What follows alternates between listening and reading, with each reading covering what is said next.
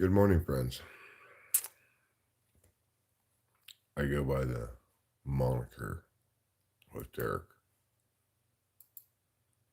which the title, I earned it at Host University. They teach you how to be a host. Did a pretty great job there. Graduated first in my class out of one. First out of one.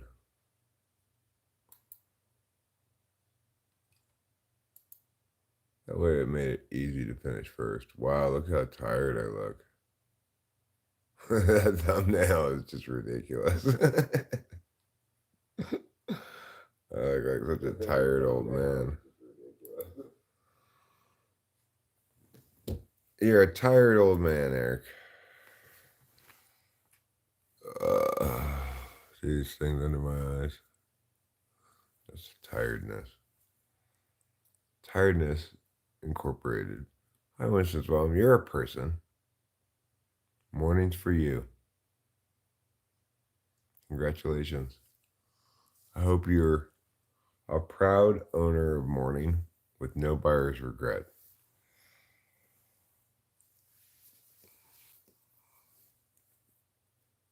I went to bed early last night. Slept well and hard, but not maybe like 7 hours, 6 hours, something like that.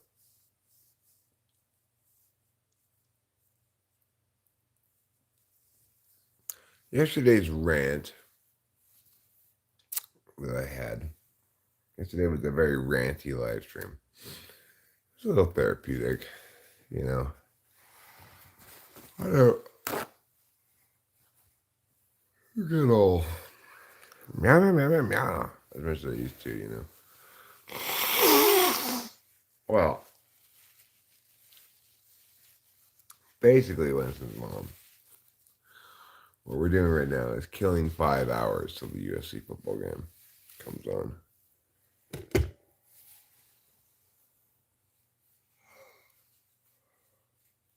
I'm running out of gas, you know.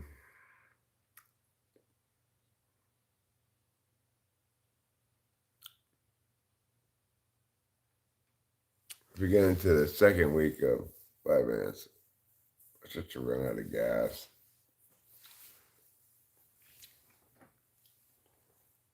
I'll be pleased enough.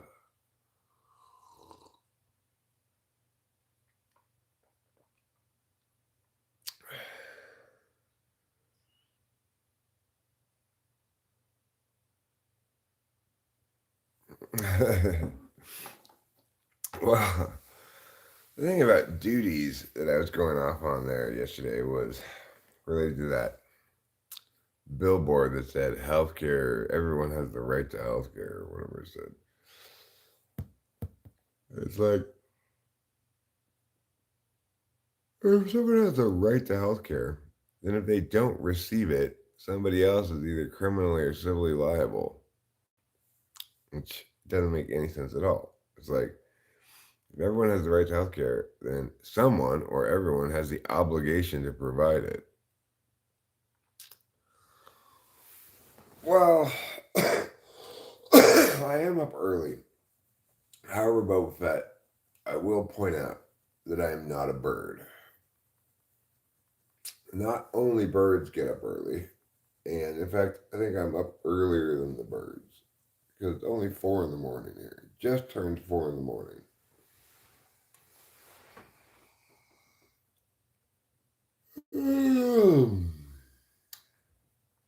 Got a wildfire 21 miles away.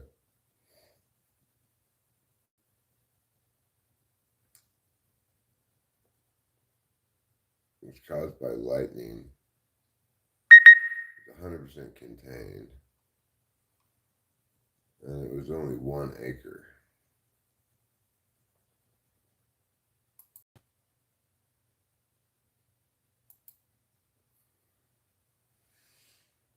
So it's not surprising that we have a couple of lightning caused fires around here. because we did have a lot of clouds and stuff last night.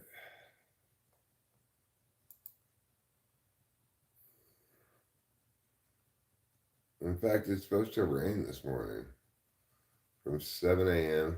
until 7 p.m. That's quite a lot of rain.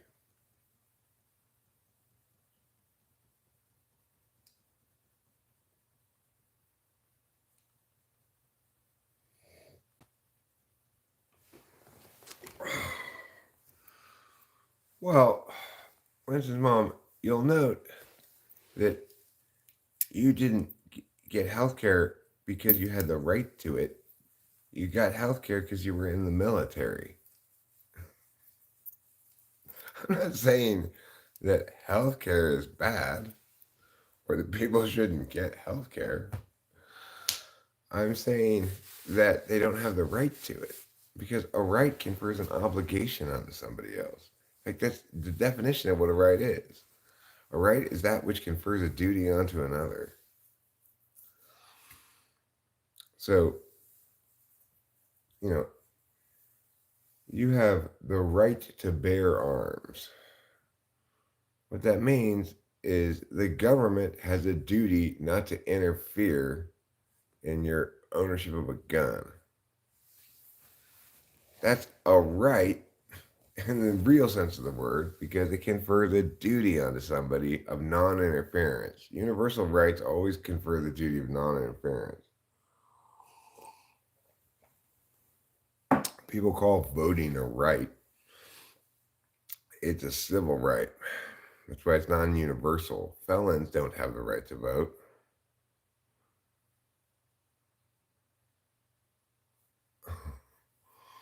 So it's if people want to advocate that healthcare should be an entitlement, then they need to use that word.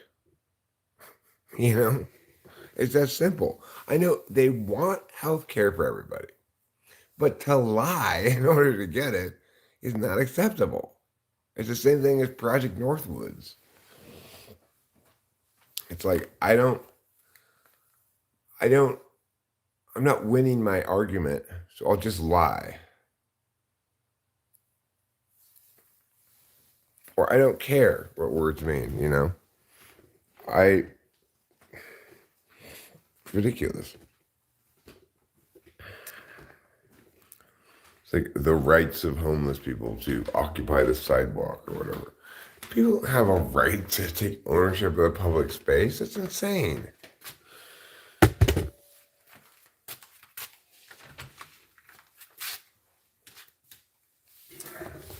I mean, what we should do, and if we're going to educate children or whatever, which is very questionable course of action to begin with, but if we're going to do that, we should start everybody's kindergarten class and repeat this every day of every year for their entire schooling. A right is that which confers a duty onto another. It's not whatever you want it to mean.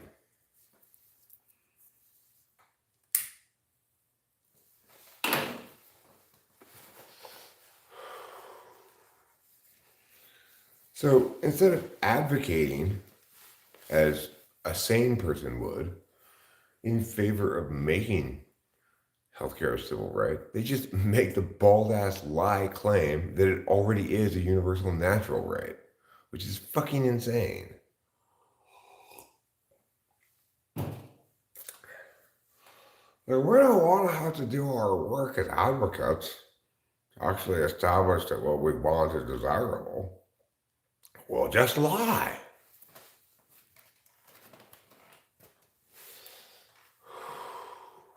I'm wearing boxers today. I don't have my modesty pants on yet, but if you see my boxers, not the end of the world. I also don't have a shirt on today, but I do have a jacket on, so you don't have to see my naked breasts.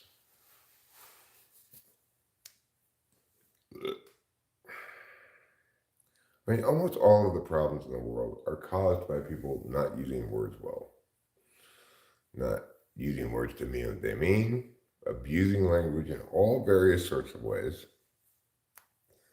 basically to lie to people all the time.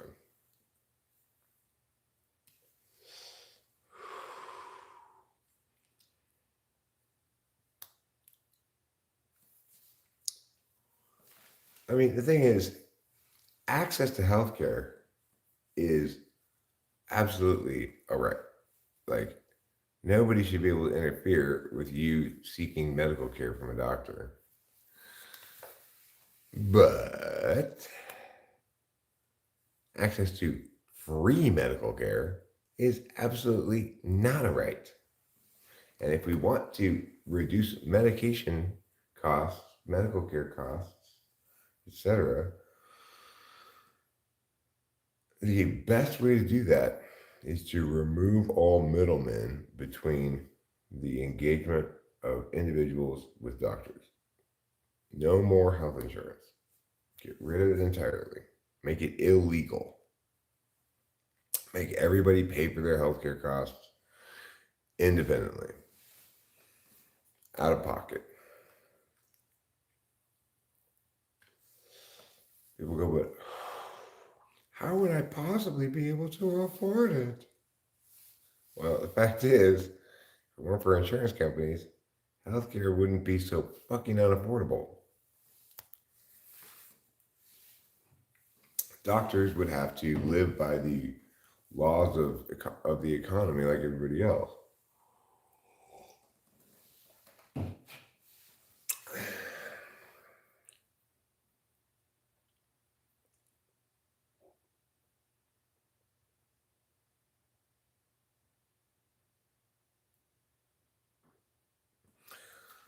I mean, there's no way to fix the Affordable Care Act. You have to scrap it.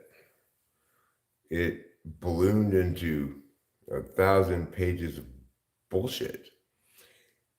You gotta, if you're gonna do an ACA plan, style plan again, you keep the individual mandate. You mandate catastrophic healthcare insurance only. In other words, low monthly payment, high deductible. Because it's like car insurance. If the justification for compelling everybody to buy health insurance is to avoid free riders, then the only kind of health insurance anybody should be compelled to buy is catastrophic care health insurance. It's the only thing that makes sense. And when things aren't logical, when they aren't consistent, right, it turns out every time that the outcomes are bad.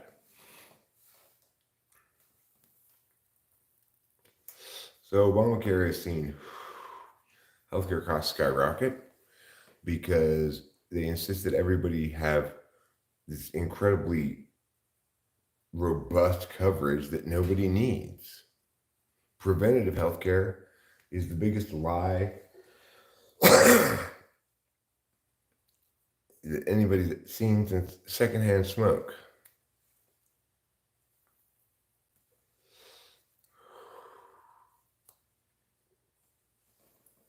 Like, oh wow, if they go to a doctor for preventative care, they'll quit smoking. No, they won't. Just because a doctor tells you to quit smoking doesn't mean you're going to do it.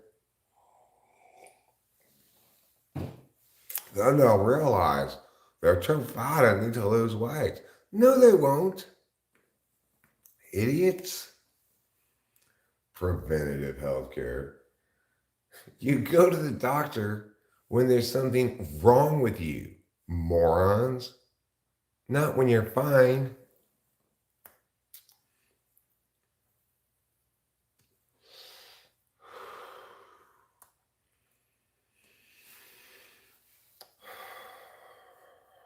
We need to get rid of disability too. It's it's a massive parasite sucking the life out of the economy.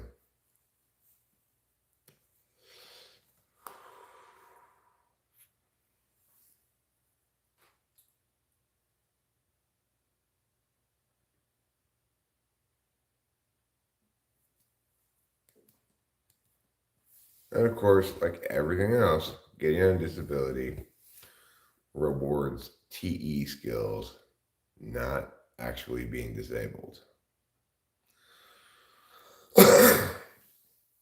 You've got to not care about the fact that you're stealing other people's money, and you've got to pursue this process of getting this disability over and over again until you get a thick file of paperwork, and then they'll approve you.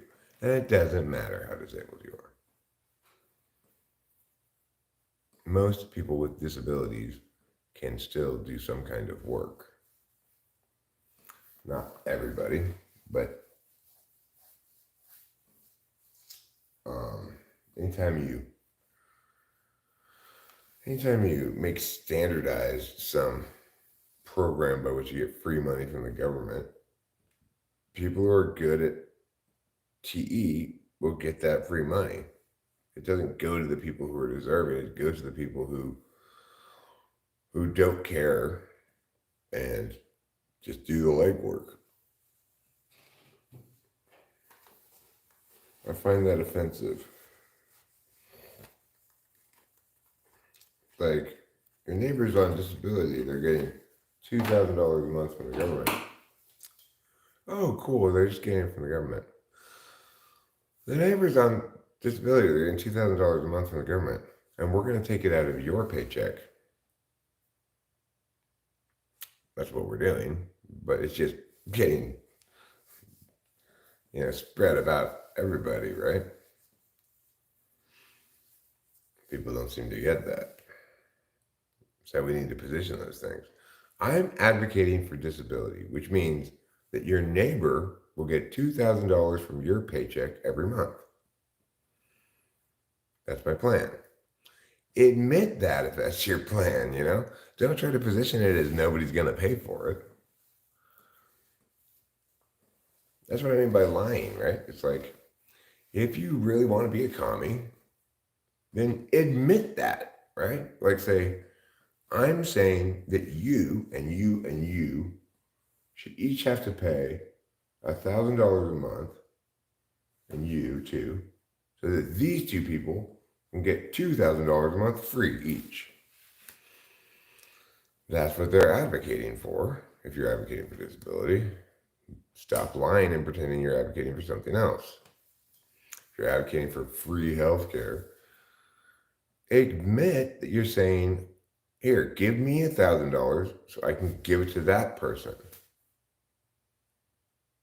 Just go right out and say what you're doing. Don't lie. It's like when you lie about politics, you're a horrible scumbag. Politics is too important for lying.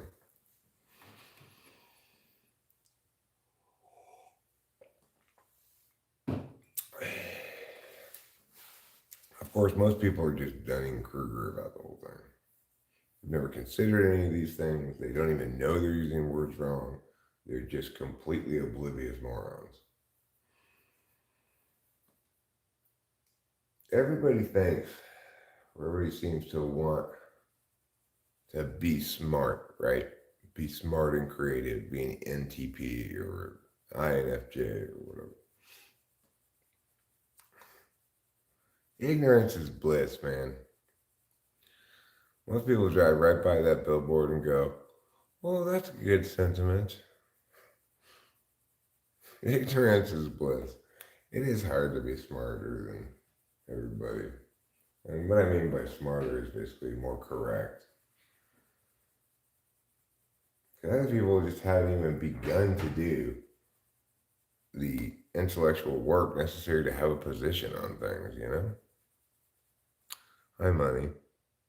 Do you guys have a weekly allowance from the government for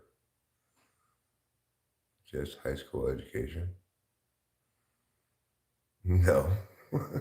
You mean the high school kids get an allowance from the government? No.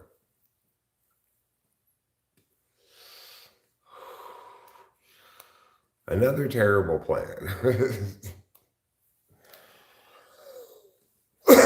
I mean, of course, the way we should do education is abolish all like go go their institutions for school, give people vouchers to hire individual educators to teach their kids the subjects that the kids can benefit from learning because it's in their wheelhouse, etc. Is it's just the existing school system is deprecated. It was appropriate for you guys $350 a week just for existing. Ridiculous. I mean, I'd be in favor of a universal basic income, but we'd have to scrap all the rest of the social programs and or have a funding plank for it. I'm not an idiot who makes advocacy as a funding plank like so many people do.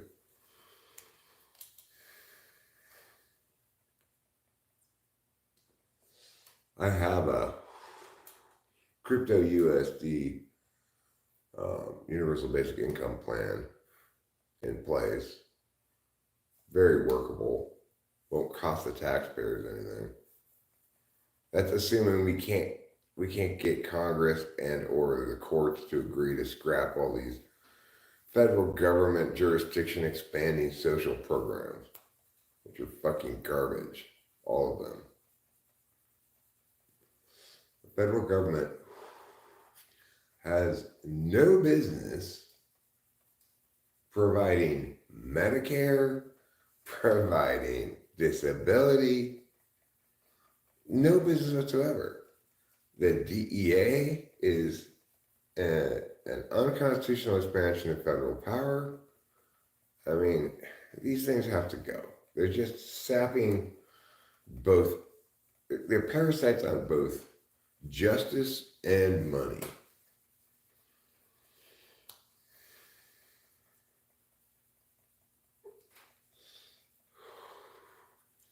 If the states insist on providing free shit, well, they're the states.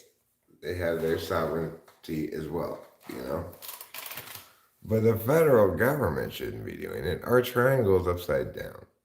Most of our tax dollars should go at the most local level, and the least of our tax dollars should go to the federal level. We have this upside down, fucked up triangle in which the government is fed endless amounts of taxpayer dollars and it just burns a hole in their pocket.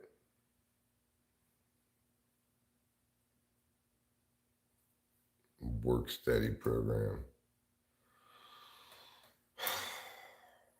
The federal government should not be involved in that shit, right? It's ridiculous. It's not a federal matter. It's not one of Congress's enumerated powers to pass laws about shit like that. It's ridiculous.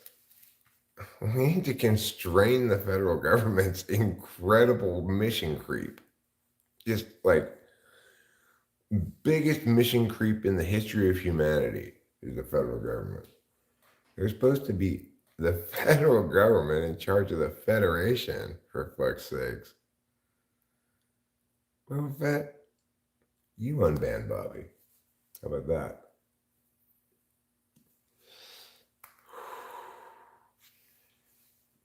How about you unban him? Then you won't have to tell me what to do. Well, needless to say, I've got some pretty good news this morning. I should have maybe opened with this. It was touch and go for a bit, but Tiffany's arm transplant surgery was a success.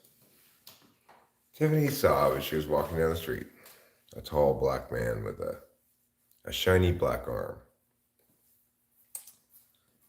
And she walked right up to him and said, "I found us. Now all of your arm belong to me." So now she has two arms again. And one of her arms is black. So obviously that arm is in favor of reparations for slavery.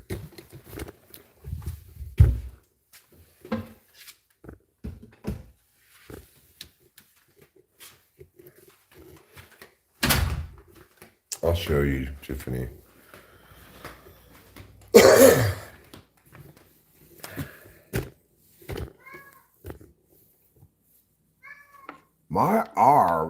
strong black woman. See? Okay, trouble, all right. Okay, well, what you eat?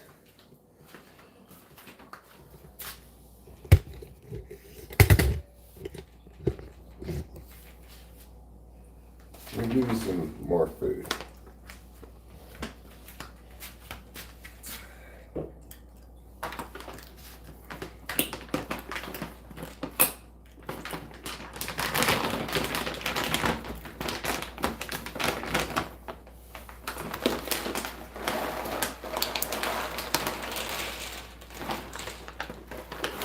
I think there was Boba Fett yesterday. He said something I hate. It's like, well, it's your channel. You will never hear me say that. You will never hear me say, I should do this because it's my channel. Yes, it's my channel. And yes, I can be arbitrary. It's within my power to be arbitrary. But I never am arbitrary. I never say, I'm banning him because it's my channel and I feel like it. I ban people for good reason. Not because it's my channel and I feel like it. I ban people with good reason way later than I should, probably.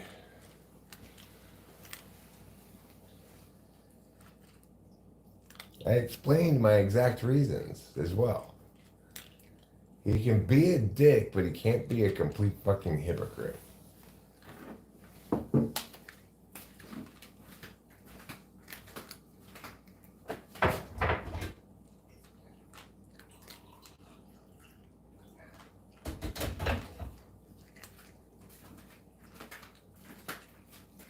Call me a fake Christian. No thanks.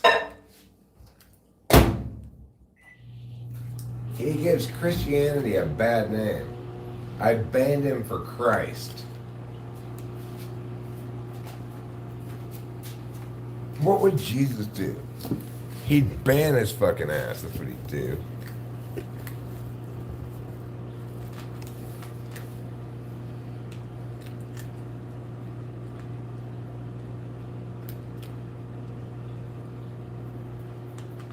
Yeah, that's right. Jesus would have banned Bobby a long time ago. What Bobby needs is for Jesus to come down from heaven and visit him and say, hey, knock it off, fuckface.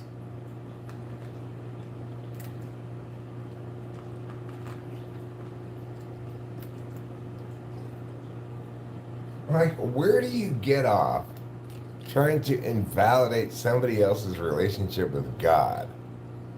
What a fucking piece of shit thing to do. Ridiculous. Unacceptable. Fine for him to invalidate everybody's secular frame of reference, provided he's not a complete fucking hypocrite. Right? I mean, that's just fair, just, reasonable, and true. You don't want to permit somebody who's like, the reason I'm such a dick is because of Jesus. And then when you start talking about Jesus, you realize he's not really even a Christian. He's just a big fucking liar. No. No thanks.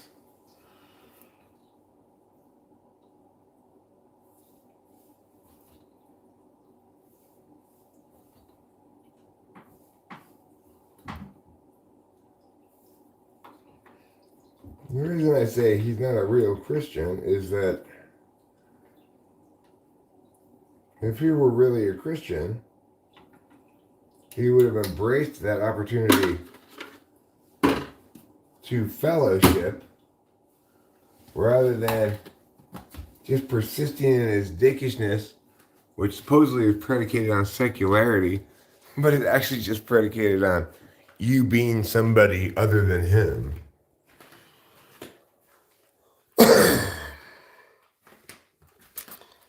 So, fuck that noise. I mean, obviously, we don't want to encourage that kind of scumbaggery.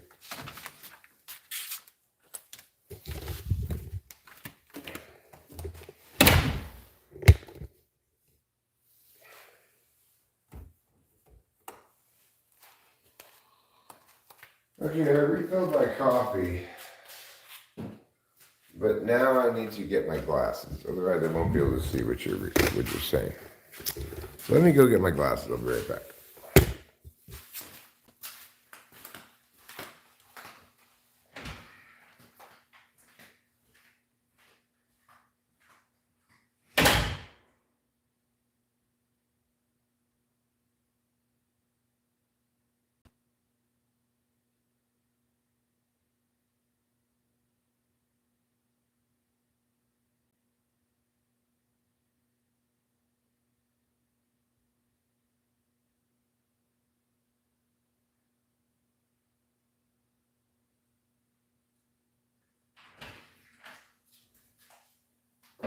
So, Boba Fett, I appreciate the fact that you say you're the Bobby Lobby. That's what everybody should do. You should tell the truth about what they're advocating for. Good job, Boba Fett. You're not lying. You're telling the truth about what you're advocating for. Good job.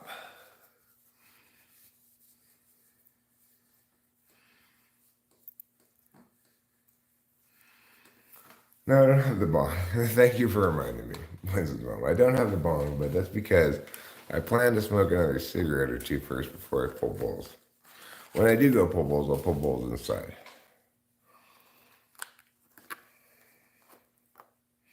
So I was playing with my telescope yesterday during the day, and it's pretty cool. If you can like point it at the top of a tree or something and see the leaves really up close. And I tried to look at some clouds, but it was just kind of vague whiteness. I also plan to get a couple different lenses for my telescope. It came with two lenses, one of which is more magnifying than the other one. And when we looked at the moon the other night with the more magnifying one, you could really see it quite well. But those are just the default lenses that came with the telescope. And I read in the reviews of the telescope that if you really want to get your maximum impact from it, you should buy this like, deluxe edition set of extra lenses. But I think I'll probably just buy one lens that I'll do some research and figure out which lens is going to magnify things the most and get that one. But at first I was really afraid that either it didn't work, or I just wasn't going to be able to figure it out. Now, I don't know what kind of telescope this is over there. I could look at it. But I brought it inside because it's going to rain. My telescope is not the kind that has a motor on it that finds objects in the sky for you. A lot of modern ones have that. So you can say, find Saturn, and it'll move around on its own to find Saturn. I didn't get one of those. Those are more expensive. I got one that I just moved manually, but it's fine to move manually. It's got this like sight thing on it, and you look through the sight, and then you can see what you're looking for and move the telescope a little bit. And then once it's in the sight, it'll also be in the main telescope part. So it's easy enough to use. And the thing is, we actually don't have a lot of open sky around us. We have so many trees around us that, we're not going to be able to see things that are close to the horizon at all. We have to wait until they're up in the sky some. Or we could put the telescope in the little wilderness car, just drive to the end of the street here, which is not very far away, just a few houses down. And at the end of the street, it's an overlook. Like, there's no more houses that way, and there's a big drop off, so it's like a valley down there, you know.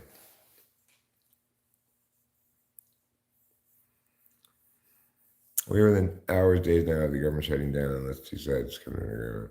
Will that affect you because of reduced energy? No. In general, I always go whew, when the government shuts down, you know. That prevents them from doing too much damage during that period of time. Obviously, there are things the federal government should have jurisdiction over, like national parks.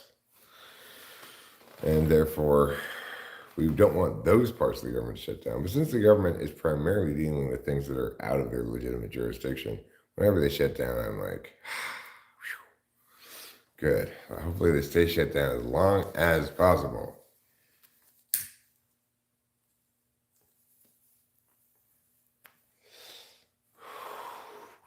The government has shut down plenty of times before. I don't remember ever being impacted by it at all.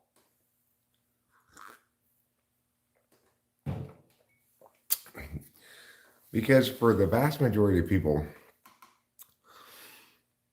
almost none of their life, almost none of it, has anything to do with the federal government. The moon was huge last night. I was walking a wilderness pass, but there's almost no lights around because the city are stingy and there were dodgy people walking around behind me, probably bored cops. Possibly bored cops. We couldn't see the moon last night because it was very cloudy here. We saw the moon the night before. It's going to rain today according to the forecast, although it was supposed to rain in the middle of the night, but the forecast pushed it back like 4 hours or something while I was sleeping.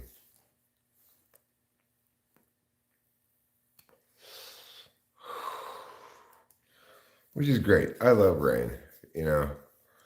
I'm always happy when it rains. Has to do with being born and raised in California, I guess. The whole state has a weird relationship with water. So, I mean, the thing is that like celebrate when it rains, no matter how long or hard it rains for, is deeply ingrained to me.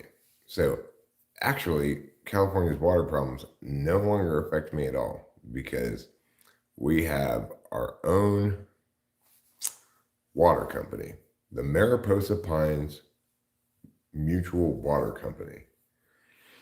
And we pay $600 a year for infinite water.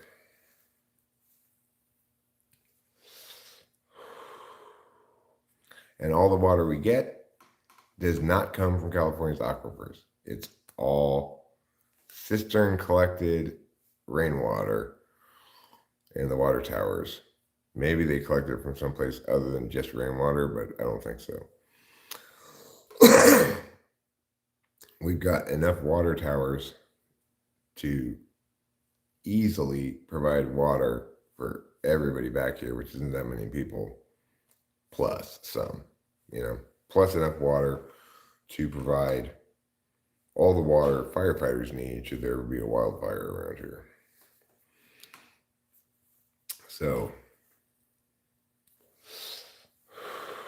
we are very fortunate in that regard, and very unusual for the state of California, because his community of at maximum 200 homes, and it's really probably 100, because everything from Heights Cove back to Triangle Road is not on the water towers.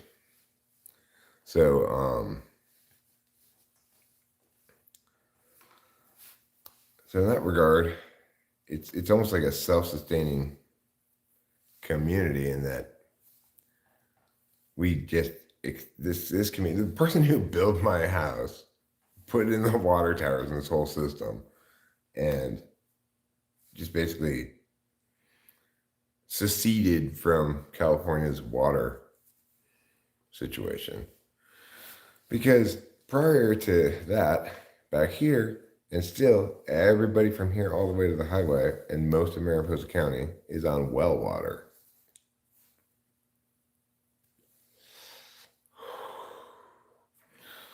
Which, you know, is kind of like an off-grid solution, but it's not nearly as good an off-grid solution as water towers. Because our water towers work whether the power works or not. Our water works. It never has any problems. We don't have any problems with our water, ever.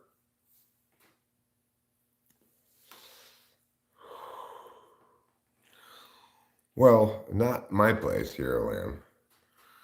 It is very dark back here. We have no street lights. Well, unfortunately, the neighbors down the street put in front of their house 2 street lights for some reason. They're the only street lights around here, and they don't leave them on all night. It is pitch black around here at night. But the way to avoid dark places attracting criminals is be at the very end of a long winding road that takes you 30 minutes from the highway to get back here. And you'd have to be foolhardy to come back here to commit a crime. Because the people back here, a lot of them have signs up that say, "We will report any suspicious activity to Homeland Security," which is ridiculous. But besides that, everybody back here is armed. And people in Mariposa County don't take kindly to city nonsense, you know? You trespass around here, you run the risk of getting shot. This is a very non-diverse place, okay? It is extremely white, but like back here where I live in Mariposa Pines, some of the homes are vacation homes and or vacation property rentals. So we see some diversity come back here temporarily, but everybody who lives back here is white. Are they rich? It's not really an area for wealthy people per se, although it's kind of a mixed neighborhood, you know? Like, there's this one gorgeous house on Snyder Creek, which Snyder Ridge goes around and then it goes down here, turns to Snyder Creek. An influencer apparently bought this house, remodeled the whole thing, made it look like this gorgeous mid-century forest retreat thing or whatever.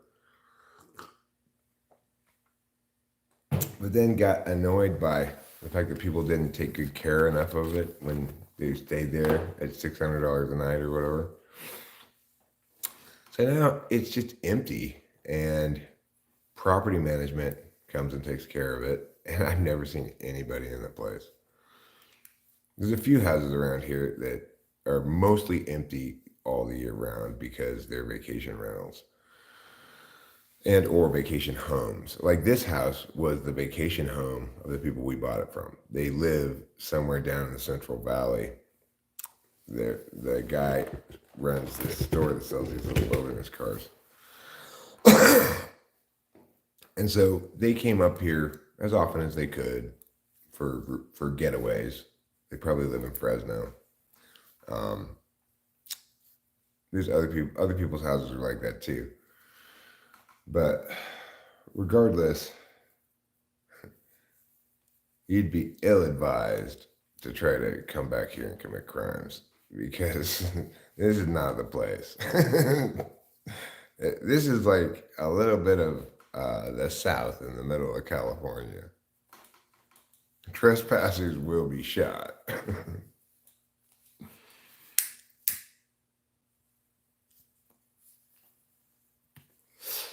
And most people up here, not in my neighborhood, But most people up here have quite a bit of land, like more than an acre for sure. Around here in this neighborhood, everybody has about an acre because it's just sort of a little, you might call it bedroom community. Have you heard of the technique of playing classical music to dissuade crime? I've not heard of it, but I'm not surprised that it would do that. Uh, what I think is interesting is the way that studies have shown the best way to get people to follow the speed limit is to put up those signs that tell you how fast you're going, and maximally um, it's maximally effective when it's accompanied with a smiley face or a frowny face. So it's like you're speeding, and the sign comes up and shows your speed is too high, and puts a frowny face. That's the most effective way to get people to slow down. Isn't that ridiculous? Some sign with a smiley face or a frowny face on it convinces people to change their driving habits more than having police around.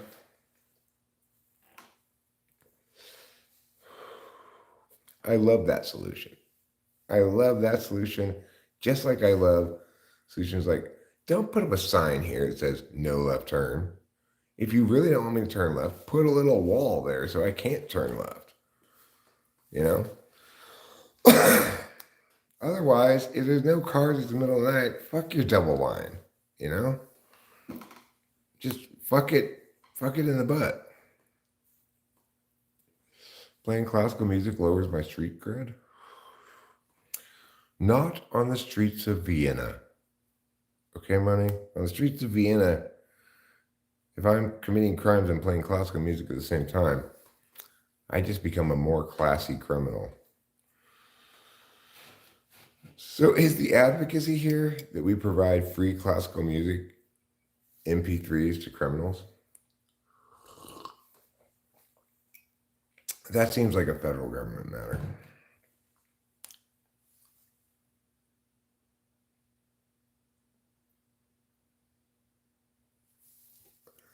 But I mean, the thing is, around here, basically, what it boils down to is I fit in perfectly. There are a lot of financially comfortable older white men with missing teeth. It's that kind of place. It's like, yeah, people around here have money, sort of, but it's a rural place. And citified standards of normality are not given much importance.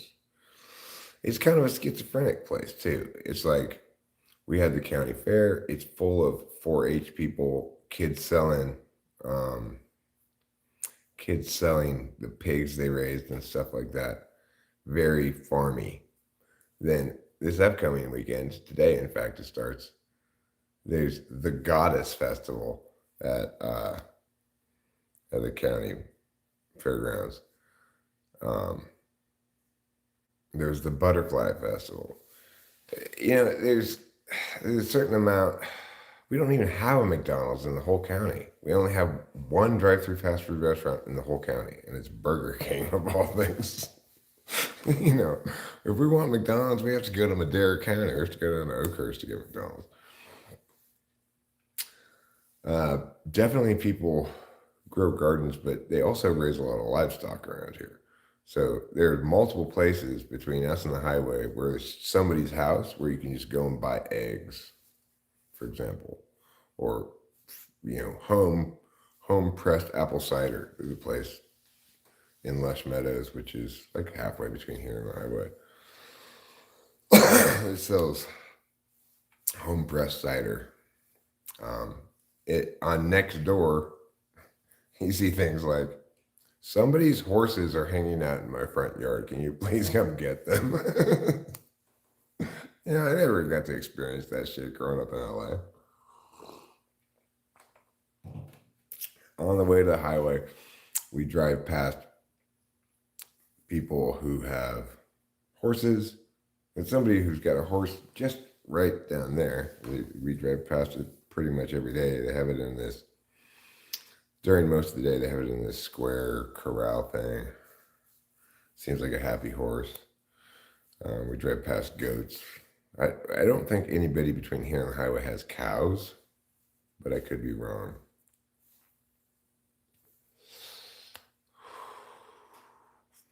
And a lot of people have chickens and turkeys and stuff. Then there's also wild turkeys around here. A lot of wild turkeys. Wild turkey was one of my favorite liquors when I drank. I liked Wild Turkey 101. It was probably my favorite bourbon. If I was feeling cheap, I'd get Jim Beam. Never Jack Daniels. But Wild Turkey was my bourbon of choice. Of course, now I don't drink any bourbon anymore. Oh well. To live a bourbon-free life. We've got a thing of Maker's Mark right there. Got a lot of liquor in the liquor cabinet.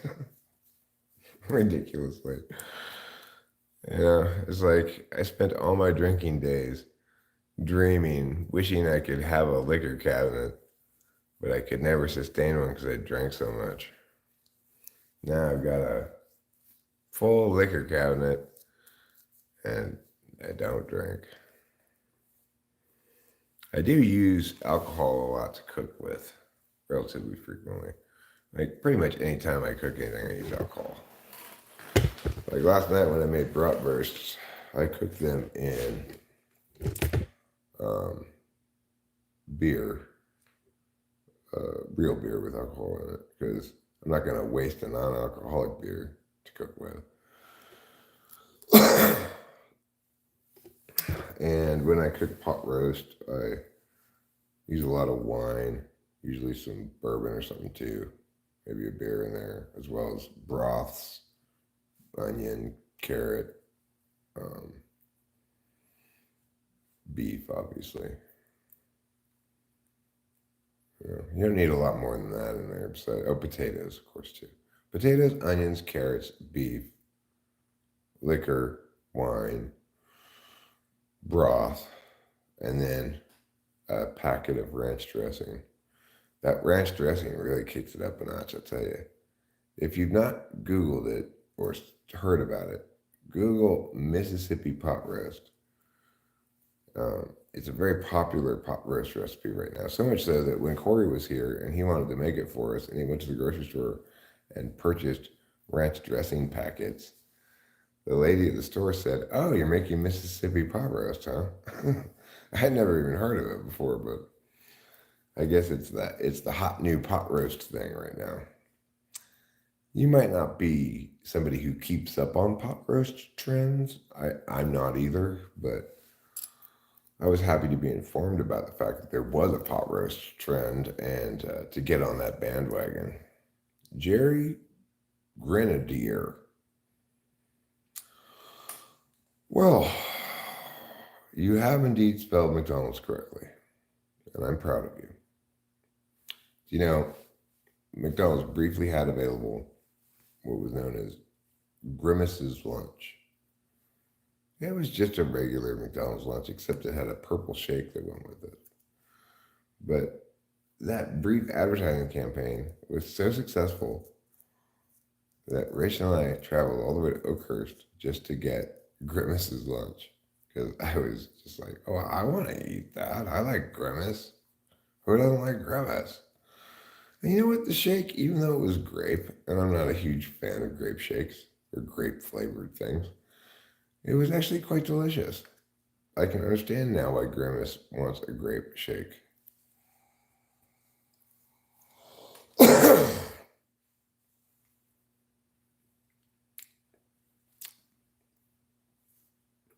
But you know, I've always respected and identified with the Hamburglar because he's somebody who doesn't put on false airs.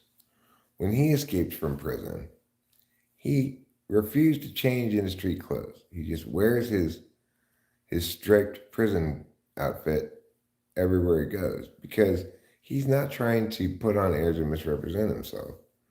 He's a hamburglar. He escaped from prison, and he's not going to hide that fact. So I respect him. I think we all should. We should all aspire to be more like the hamburglar. Ronald McDonald, on the other hand, well, he may be a cool guy or whatever, but I think we can all agree he wears too much makeup. Like, he's beautiful without any makeup on. He doesn't need to go so crazy with the lipstick, you know? All right, let's go back inside. And I think what I'm going to do this morning actually is take a second Vyvanse, even though we're going to run out of those real quick. That's fine. I don't mind going back on a sleepy week here pretty soon. We're going to run out of them quick because, of course, Rachel likes them. So she takes one like pretty much every day. So even if I were to just take one a day, they're still only last 2 weeks. But I will say I take Vyvanse much more as prescribed than I've ever taken anything else, amphetamine wise. Like I don't believe I've ever taken 3 Vyvanses.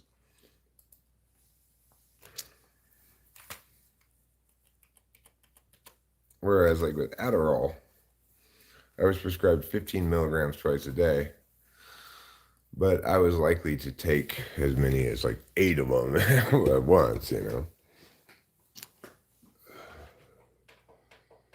I'm pretty stoked that the USC game's on so early today. So far, every week this season, the SC game has started at like 7:30, which means by the time it's over, it's bedtime. It's probably past bedtime for me, you know. 9 in the morning I can handle. We have 3 Vyvanses left, 4 Vyvanses left.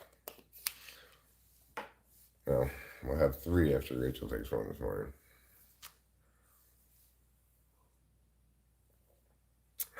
Barking dogs dissuade criminals. They do.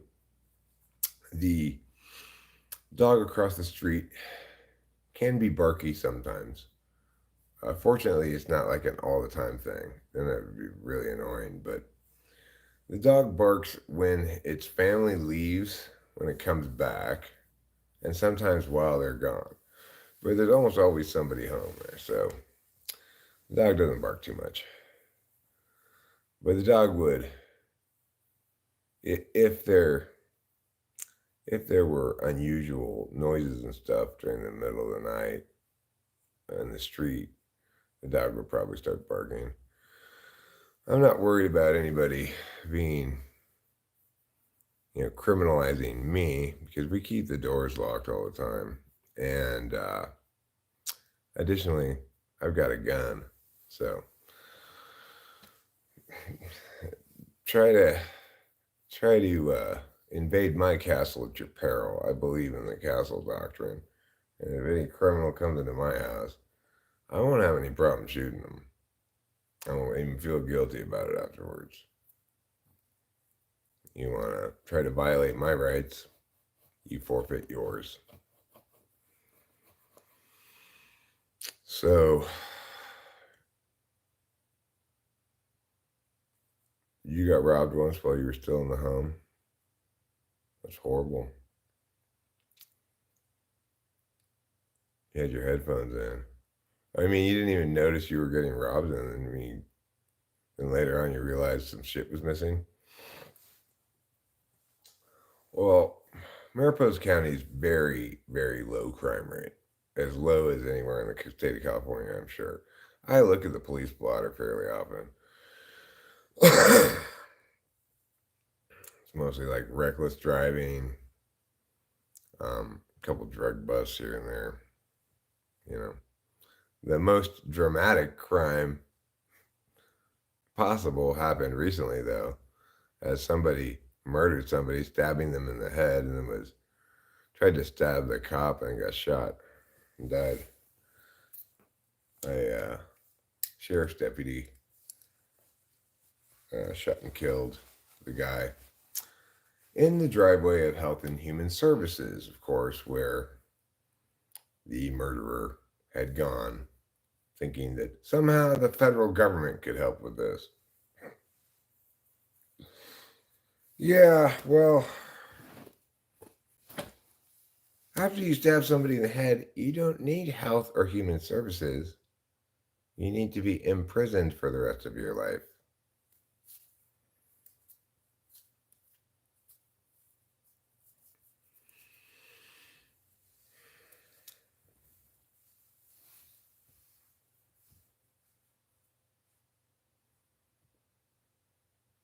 And this back here is I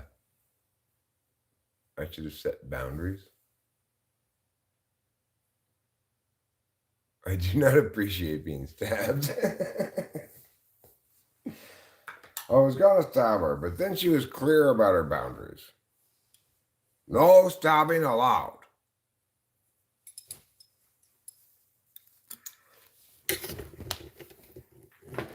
I mean, we fit in so much around here that when Corey was with me and we went to go pick up a pizza at the pizza factory in town, the lady, after Corey walked away from me, whispered, "Local?" What? Because I have all these missing teeth. What? How much we fit in around here. When you look like me, people go, "Local?" And then he gave me some kind of a discount. I didn't even look at the receipt, but I obviously got some sort of special discount because after I said, yeah, he did something on the cash register. Well, I was in a supermarket just 2 days ago or something.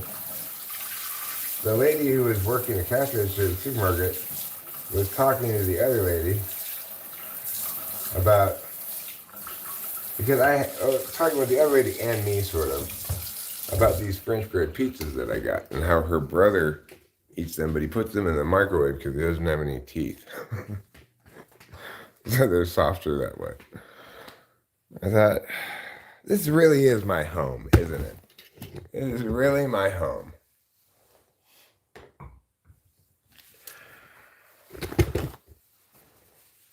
That's what I call, yeah, he accidentally stabbed him in the head.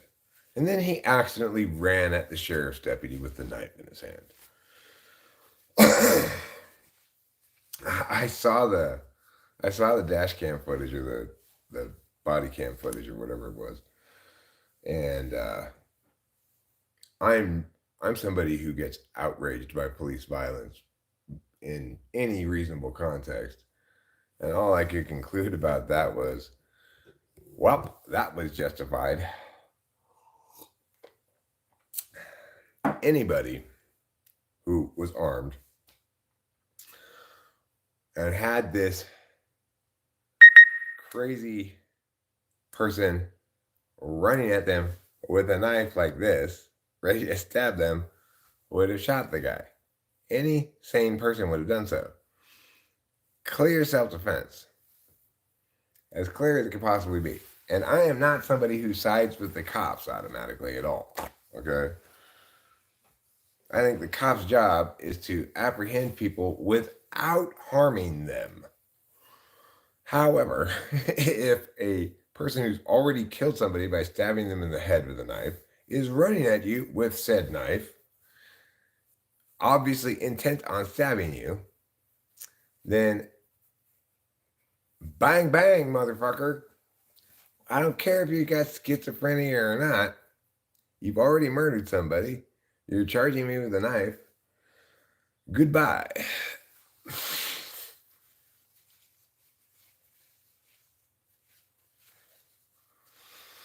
Right. Well, I mean, that's part of the thing too about our healthcare system is it hugely prioritizes physical health over mental health, even though mental health is probably more important. You know, people with good mental health end up having pretty good physical health as well because somebody who's mentally healthy takes care of themselves, doesn't have a whole bunch of um, like need for unhealthy self-soothing behaviors and such. And obviously, if schizophrenia is treated, then you don't have incidents where somebody's hearing voices telling them to stab somebody else in the head, etc., and ends up dead in the driveway of Health and Human Services. If that shit goes untreated, then it's a different story.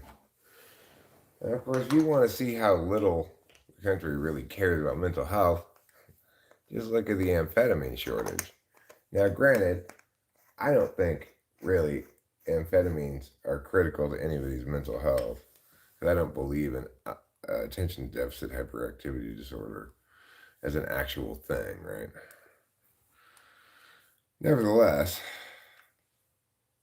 the medical community agrees it is, and therefore, if you can't get your amphetamines, it's clear indication that the nation is not caring very much about people's mental health. Having being with somebody who has bipolar mania, fully treated and in remission now, but nevertheless, and having gotten to see what a, a manic episode looks like, well, I mean, that made me a 1 billion% believer in mental illness. Like, you know, I was a full blown meth addict for like 4 years, right? Smoking lots of meth. And even in that context, I was never able to stay awake for more than 2 nights in a row before my body just said, I don't care how much speed you take, you are sleeping. Rachel, when she had her psychotic break, manic episode, whatever, she stayed awake for like probably more than a week straight with no drugs except smoking weed, which did not help her go to sleep. With zero amphetamines, she stayed awake a lot longer than I've ever stayed awake, even thwacked out of my head on meth. Now, that's crazy. And believe me, after you stayed awake for a full week straight plus, you are bonkers. As Rachel was. She was absolutely fucking bonkers. She thought her family was in my dad's car having sex. And so took the hose and squirted water inside my dad's car, squirted water on the garage door opener so that it broke. It was horrible. And then left the hose running in the garage. I didn't know what to do. And then I tried to take her to a hospital, and we just kept getting turned away by people. Nobody wanted to deal with it. It's ridiculous.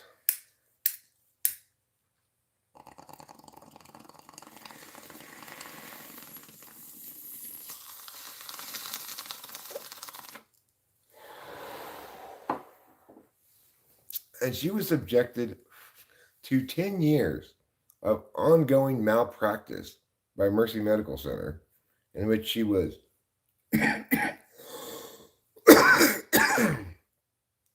haphazardly treated with medication for her mental illness, while concurrently being compelled to seek treatment for cannabis addiction, as though that were the problem. One of my more satisfying memories is being on the phone with those fucking people and ripping them a new one.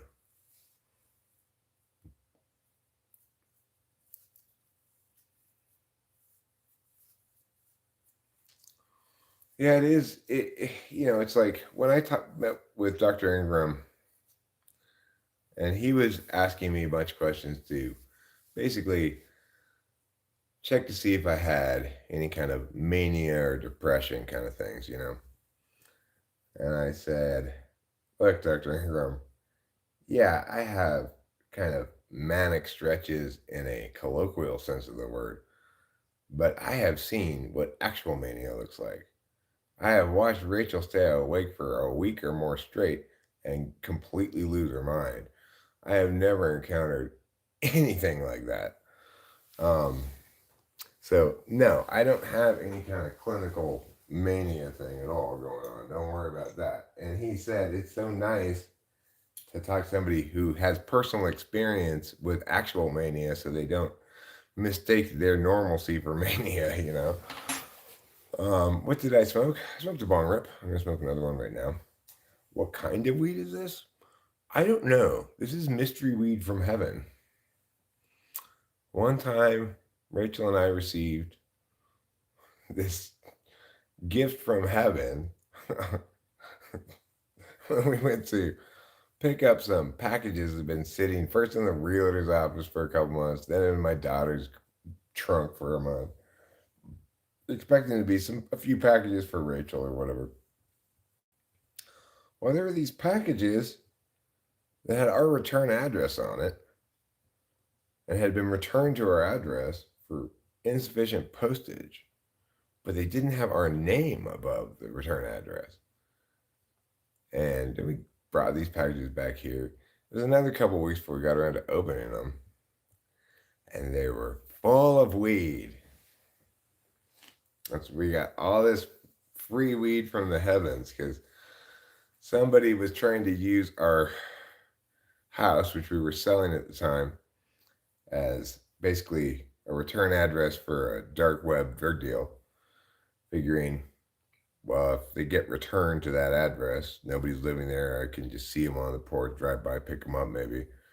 Except we had told the realtor, hey, listen, we haven't done our change of address thing yet, and it takes 2 weeks to take effect. So can you please collect all the packages and stuff we get, mail and stuff, for the next 2 weeks? He diligently did so, and we came up on 5 pounds of weed just out of nowhere. So this is some of that. We don't have 5 pounds of weed left, that's for sure. I'm surprised by how much weed we go through. It's kind of shocking. First thing we did that was dumb was we wasted a good half pound probably on trying to make edibles. And before I gave up on that, it's like, this is too hard to get right. And it takes too much weed.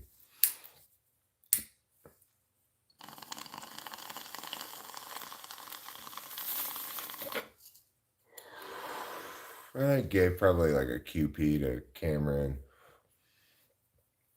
Gave a couple ounces to one of the caterers as a tip during the wedding. And then Rachel and I smoked like fucking a quarter a day probably.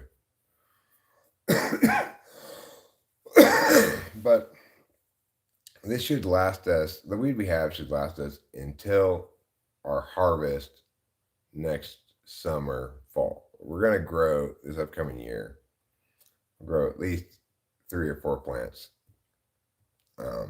in big pots so that I can more easily, I might grow one in the ground, but mostly in big pots so that I can start the budding cycle early. So I don't have to wait all the way from spring until like October to harvest.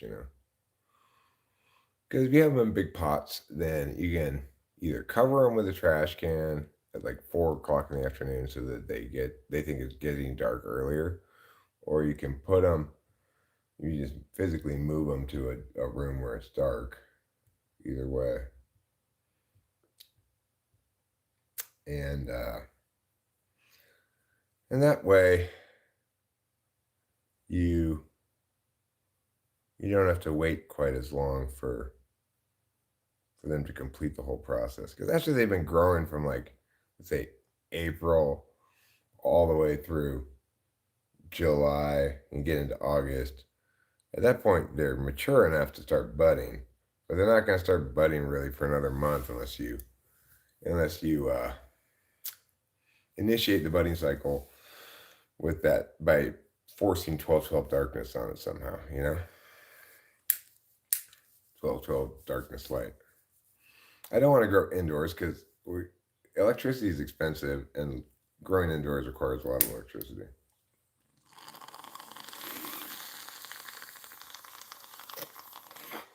Yes, I have the room for it. But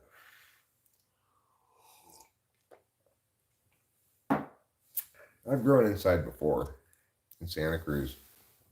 Came out fantastic. All the weeds we grew came out fantastic. I had an extra room in my apartment. So this guy Ken and I teamed up to do it. He brought all the plants, the pots, the fertilizer, everything. I provided the room and watered him every day and gave him fertilizer when he said to. He was really the farmer. I was just the guy he was splitting it with. And then we split the weed 50-50. It's great. He was probably an ENFP, I think. And that's a great example. Maybe he was an ESFP, though. He's probably an ESFP. That's a great example of how when ESFP and ENTP do team up, it's gangbusters. It's just we don't team up very often. My ESFP real took when he and I teamed up, it was gangbusters. We got this house a great deal, blah blah blah blah.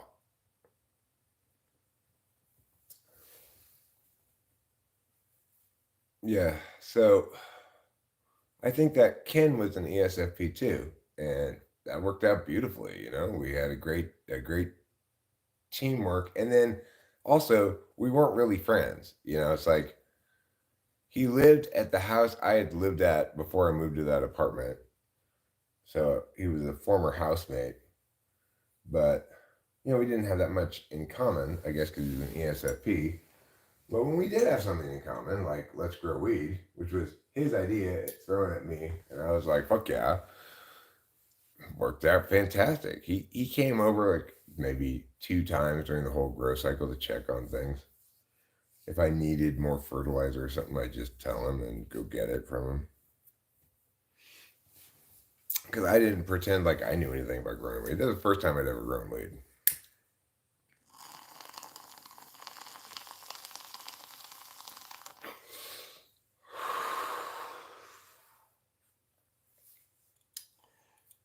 But I'll tell you in general,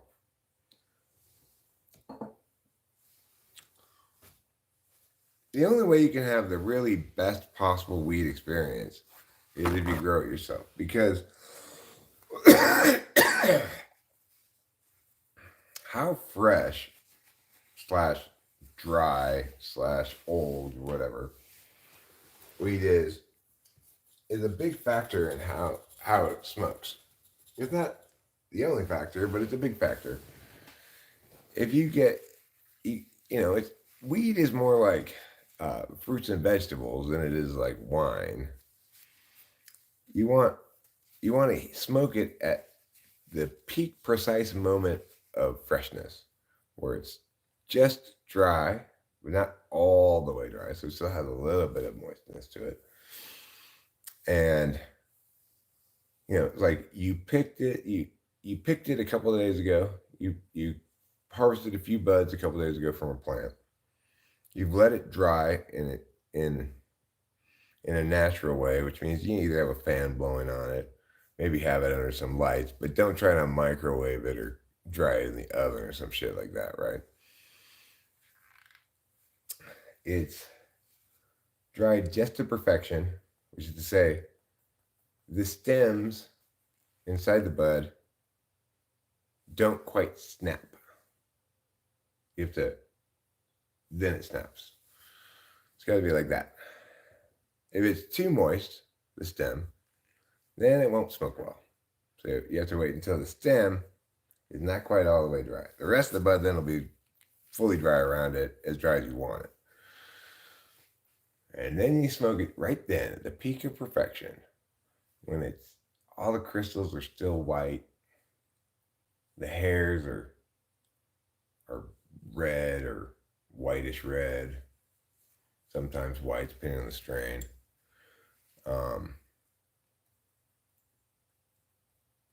And you pack a bowl of it, you smoke it right then, and it tastes like pine trees and gets you nice and high. You're like, this is what I am talking about. This is what God meant me to smoke. Nice, fresh, homegrown weed. And then there's the alternative experience. You go to the weed store, you go to the gray market weed store, and you get their heaviest indica. And you get it home, and you smoke a bowl, and you just like, cough, cough, cough, cough, cough, cough, cough, cough, cough, cough, cough, cough, cough. And you're like, this is such a headachy high. This weed's so old and dry. That's the alternative. It's pretty clear which is preferable. The former, not the latter. You want to have a deeply rewarding and satisfying smoking experience. It makes you go, all my farming efforts were worth it. You don't want to have a cough, cough, cough, now I've got to puke because I cough so much experience. That's not fun. Rachel and I were very fortunate. The weed that God gave us, or my dad, my recently deceased dad gave us, is all of it. And we opened 4 different bags just to see all that which was available. One we still haven't opened. All 4 were different strains, and each of them is great. One of them is a little more flowery than I like. None of them are coffee, and they're all stony. They're all like better than weed I could buy at the weed store.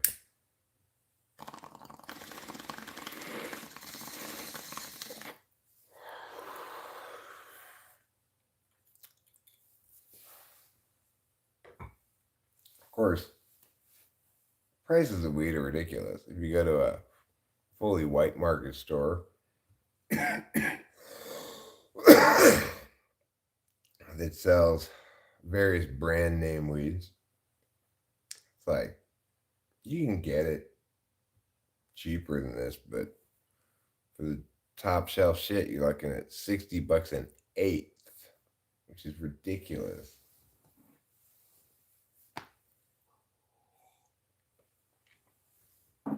An eighth? You mean like the amount of weed I smoke for breakfast?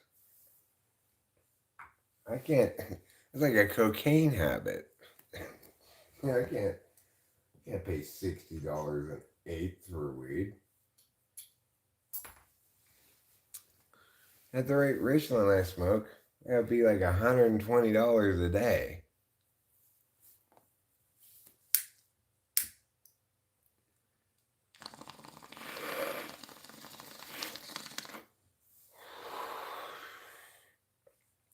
Anyways, so we don't have to buy any weed.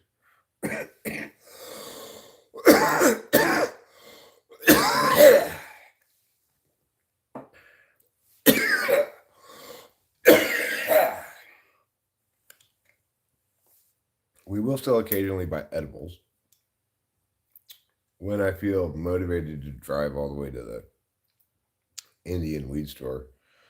Near us, there's an Indian weed store, which is better than just about any other weed store you can go to, because instead of selling name brand weeds, they grow all of their own weeds and sell them. So it's a little cheaper, and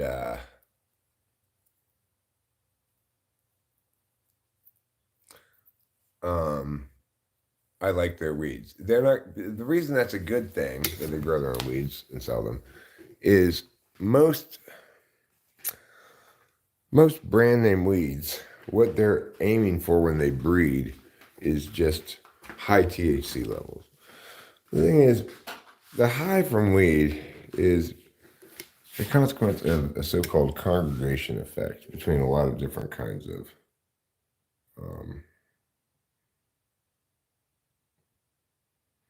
you look like my uncle when he used to smoke a lot. He lost his balls. Well, how did he lose his balls?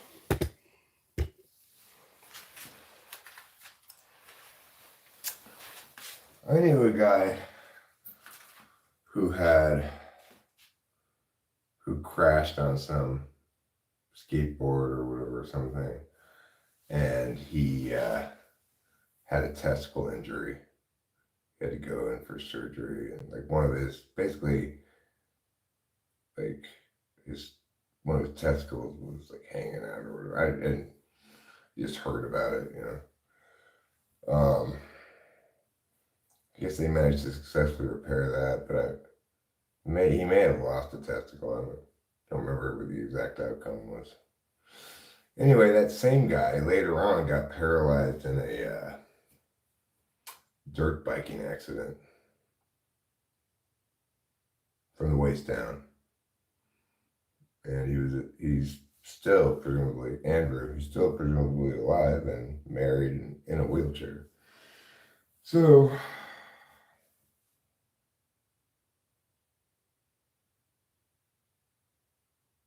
that was kind of sad to hear about. Obviously, he was several years older than me, but I grew up with him around a lot. You know, he was the son of my parents' friends, the Taskers. They also had a daughter who was even older than he was, and she married into the Maronis, who ran a very successful plumbing business in Los Angeles.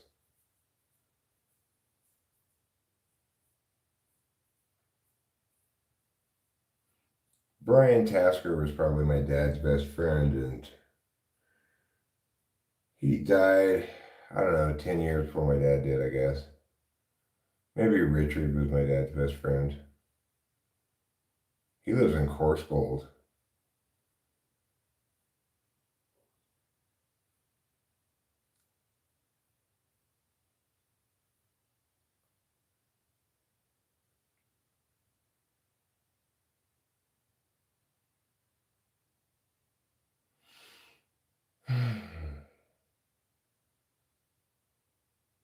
That's depressing, thinking about that stuff. It's not depressing. It's it's sad and scary, you know.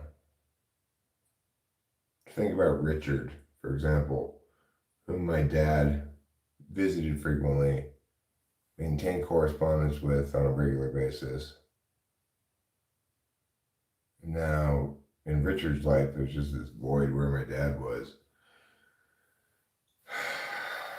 Well, what am I going to do about it? You know, I'm not my dad, and he's not friends with me. He was friends with my dad. You know, even though he lives close to us. I only met the guy a couple of times. What am I supposed to go do? Visit him or something? Coarse Gold's very close to us. It's Madera County.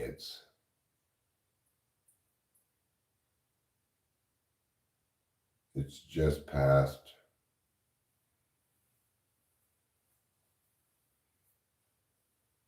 Oakhurst, 7 miles past Oakhurst. Like guess I feel like I want to, actually. Like, I don't know if they even want me to visit them, but it feels like if I were to go visit Richard and Ellen and talk with them about my dad, that it might provide some closure to both of us.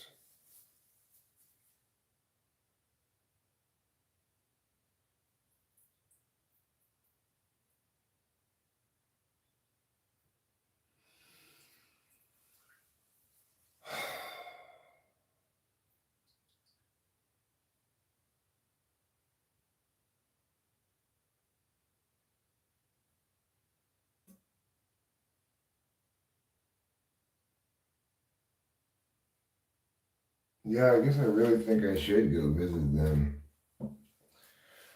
My dad told so many stories about them, obviously, and I know them third hand in that fashion, or second hand, I guess.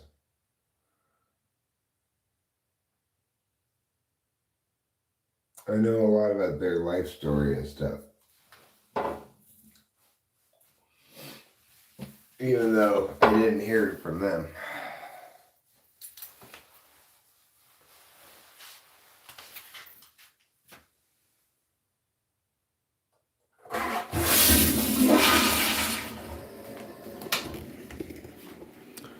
Anyway, that's all kind of heavy stuff. Really.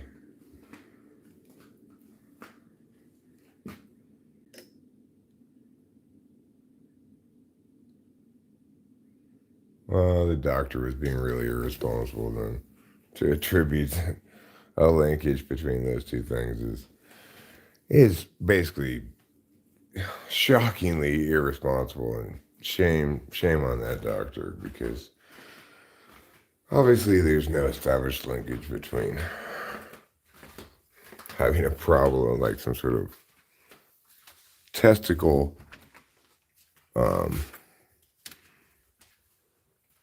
testicle damaging problem associated with smoking weed that's established or proved.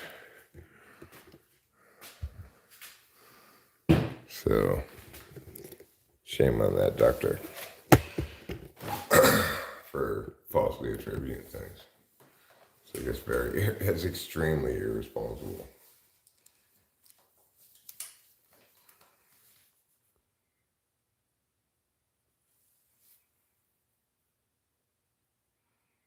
Hi, show media. Yeah, call Winston's mom, tell her how much you love her. Okay. Her number is 1-800 Winston's mom. Good morning, show media. Good morning to you and to the world.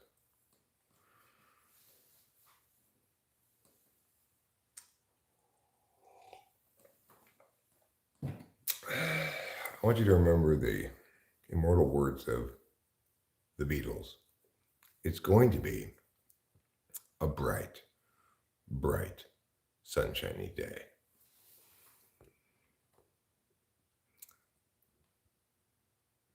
There's nothing we can do, Napoleon. Do you really show Tuvalu? I show Tuvalu. What's Tuvalu?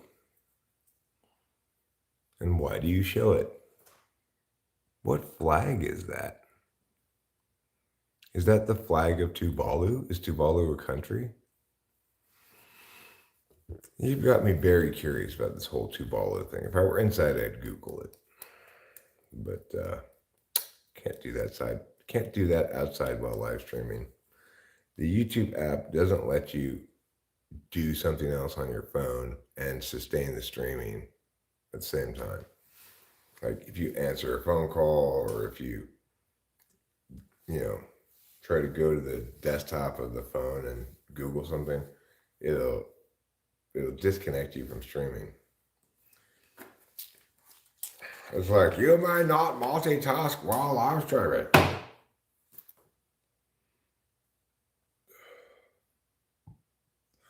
I'm not a professor, but I do play one on TV. The professor that I play on TV is the professor from Gilligan's Island. I looked a lot different back then when I played that guy. That was before the accident, which required extensive face surgery.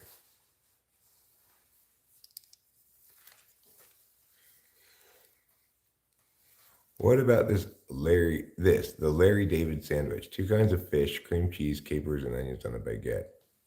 Okay, well, you lost me at 2 kinds of fish. No sandwiches have even 1 kind of fish on it.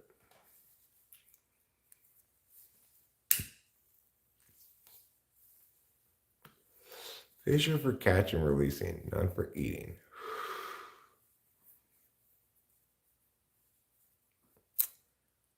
I like my wedding ring. Pretty comfy. It's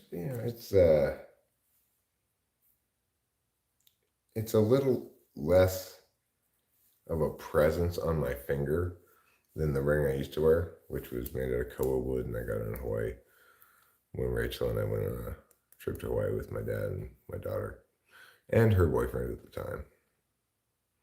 Show media.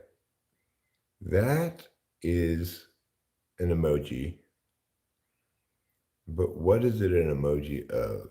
Is it an alligator? Is it a dinosaur? That's racist, Charlo.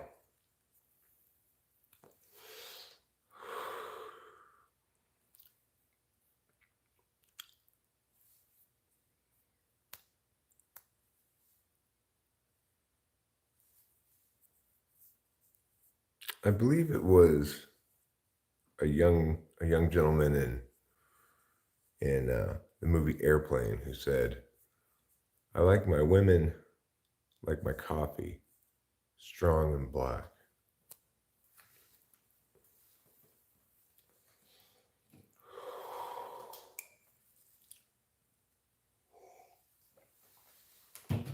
Demented shock emoji, huh?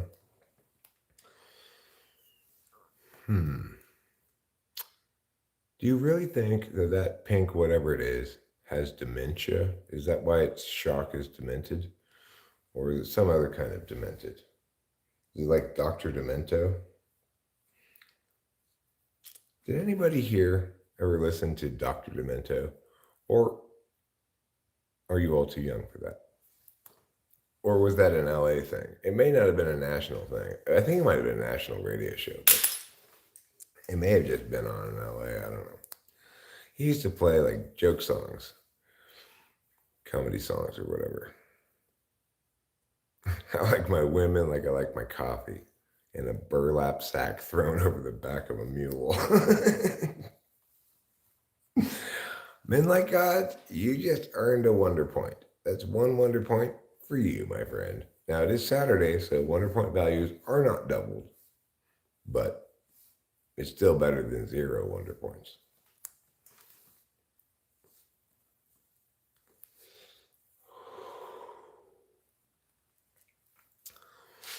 Um,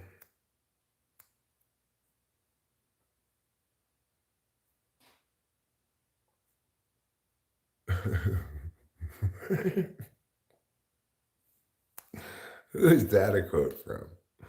Somebody asked a writer, "How do you write women so well?" He says, "I look at a man and take away reason and accountability." Oh my God. That has nothing to do with gender, though. It has to do with personality type.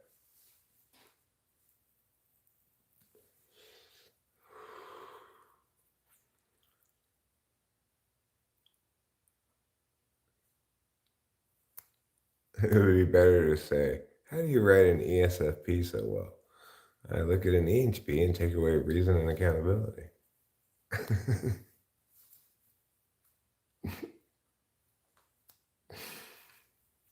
That would probably be better way to say that. that. Or you could do it the other way around. How do you write an ENTP so well?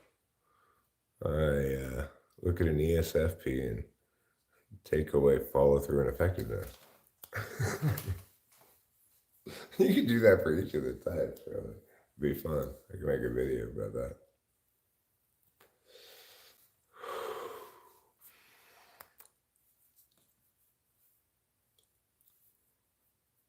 As good as it gets, Jack Nicholson's line from the movie. He sounds like he's a bit of a misogynist.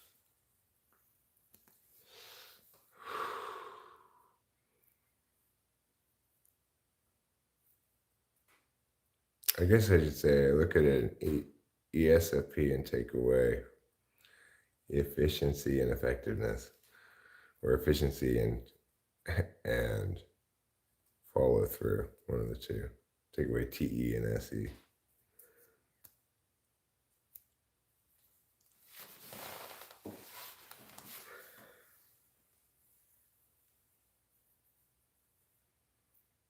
I imagine an ESFP who has no impact and can't follow through on anything. How do you write an ISFJ so well?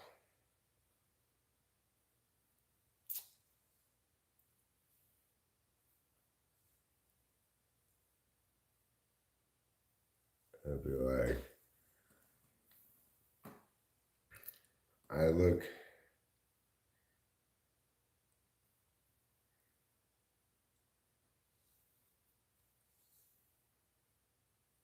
It's just, I write an INFJ minus intuition plus a lot of sleep, I guess.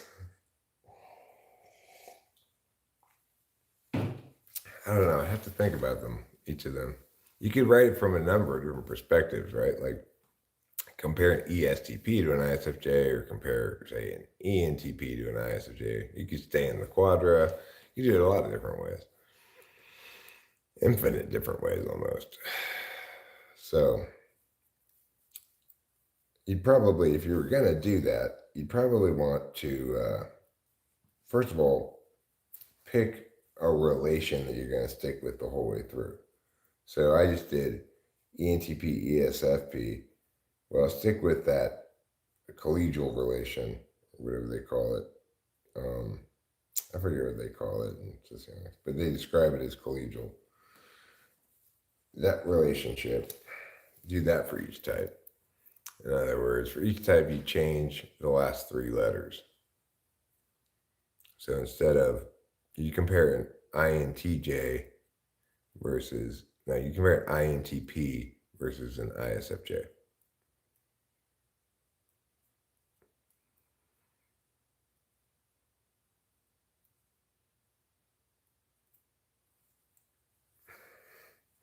Yeah, hate used to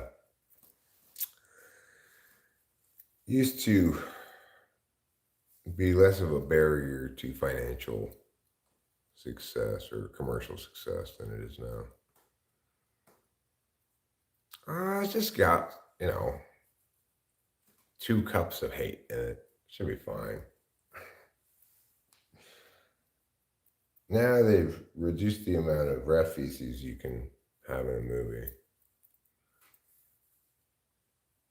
Well, there's at least one. Who's that famous director who directed like 16 Candles and Breakfast Club? What's that guy's name? I forget what his name is. He also did Ferris Bueller's Day Off, I think. But at least one of his films is full of like Asian racism. So it was back in the day, people.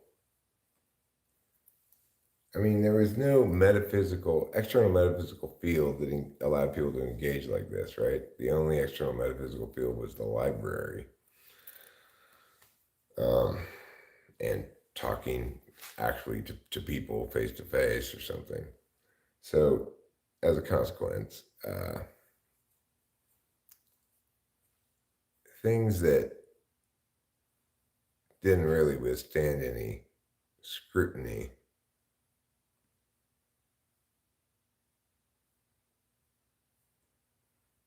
Yeah, if you're talking about Gran Torino, though, Hero Lamb, it's a story about his growth from that, um, and ultimately about his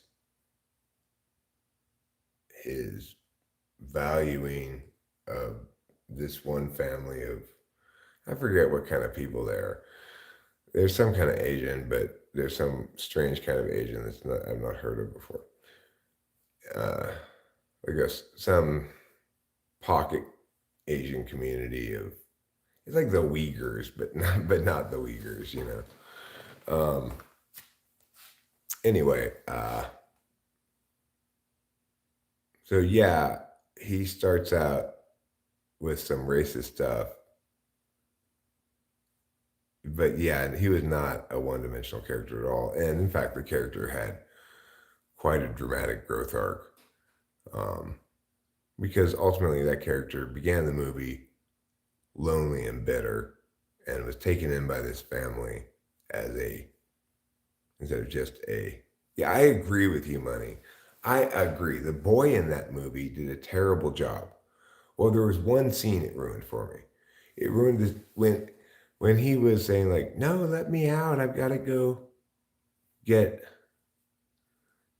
my sister's rapist or whatever." That scene, he did a terrible job in it, and it was notably bad enough that I remember it. And I saw the movie one time a long time ago. It's a really heavy movie. It's like, it's not something. It's something that stuck with me in the bad way, like FI wise. It's a little. It was a little traumatizing to watch, but an absolutely excellent film. Like, this is what I mean by quality and art being objective. I would never watch that movie again, and to some extent, almost regret watching it ever in the first place. That's how heavy it is. But but I would never give it anything fewer than top score. You know, anything less than top score. If I were judging the thing, it's absolutely brilliant. Except for that one child actor, but that's not enough for me to knock it down a notch. And he only fucked up one scene, in my opinion, badly enough for me to notice. Did I watch The Mule? No, I don't. If that's another dark film, I generally try to avoid those kind of films. I didn't know what I was getting into when I saw Gran Torino. I saw it in the movie theater. I'm not sure if The Mule's dark or not.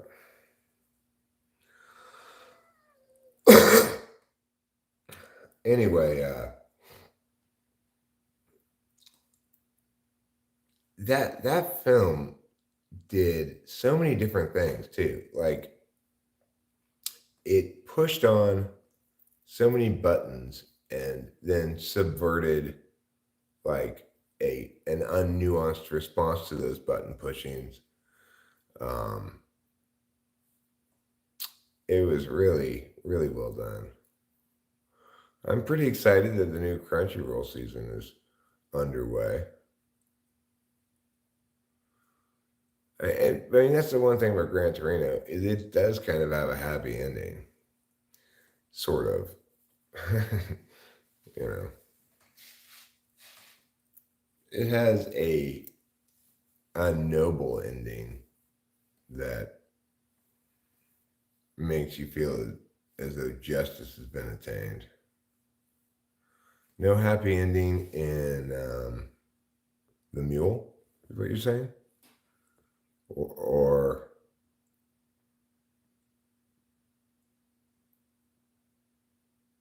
you're talking about Gran Torino. See, I think in Gran Torino, the hero does win. The bad guys get taken away in handcuffs by the cops. It just costs the hero his life.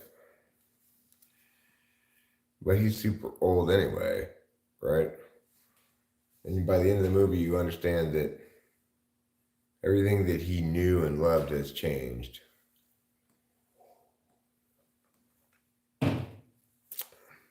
His death isn't really a tragedy. It's a It's an expression of gratitude to that family. Making me think about this movie is like, I what a good but crazily hard film to watch.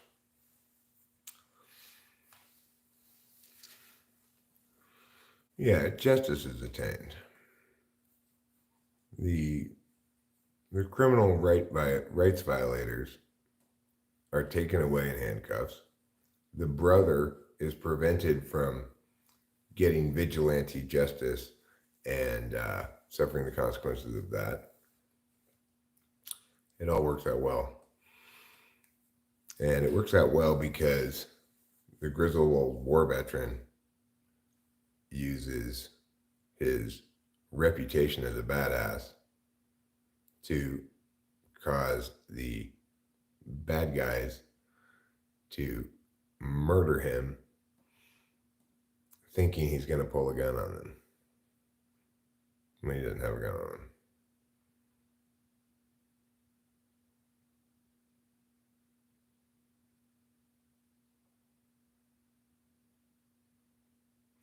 So, pretty brilliantly conceived film, brilliant script, brilliantly directed, excellent across the board. Again, except for that one, the boy is one scene in particular where he's locked behind a like security screen door. I have not seen No Country for Old Men, and in general, I don't like to watch serious movies because they stick with me too much. Like, look at how well I remember Gran Torino. I don't remember movies very well, but I remember that very well. It's like I only seen it one time, and it was a long time ago. It was in the movie theaters.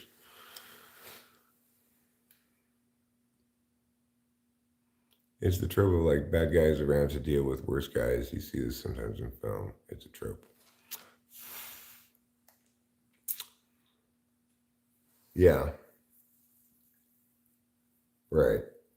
Well, it's like that saying in America, fuck yeah, or whatever that movie's called.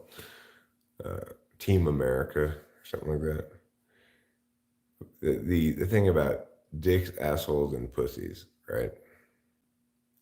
The pussies need the dicks to protect them from the assholes. So, America, there are plenty of pussies, right? The pussies are the bleeding hearts and the let's not be rational about things, but let's just think with our values, you know.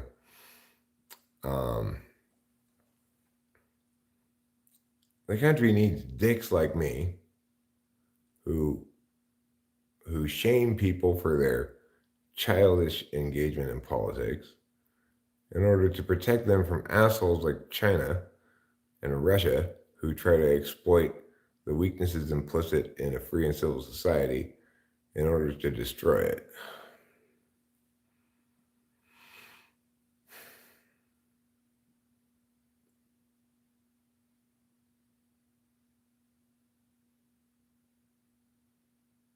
Winston Churchill wasn't a bad guy. Winston Churchill was a dick, right? Assholes are bad guys. Hitler was an asshole. Churchill wasn't even a dick, really. He understood he wasn't going to take no shit, you know. Free and civil societies engender tolerance, right? And for people who aren't heavily mapping oriented slash rational thinking abstract types, they don't make good distinctions between when a given sort of thing is valid or invalid. So it's like you get assholes like George W. Bush pretending to be dicks, and people are fooled.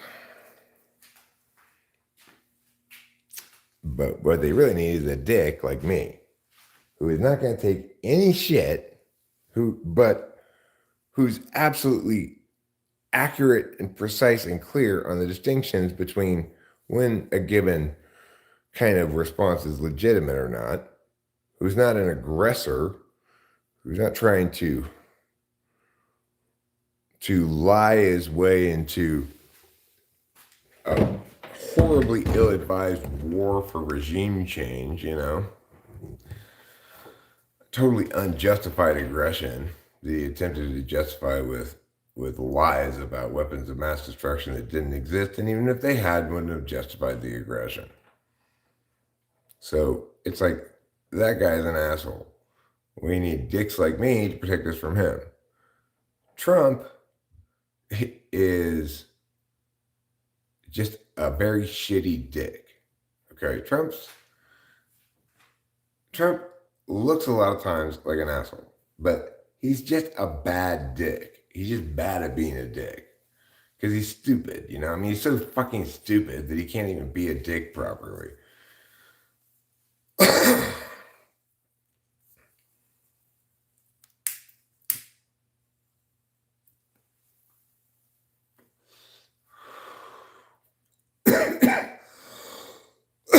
Churchill was just an ENTP who drank a lot. That's all. The best Churchill quote is this one. A woman said to him, "Mr. Churchill, if I were your wife, I'd put poison in your drink." He said, "Madam, if I were your husband, I'd drink it." That's a pretty snappy comeback.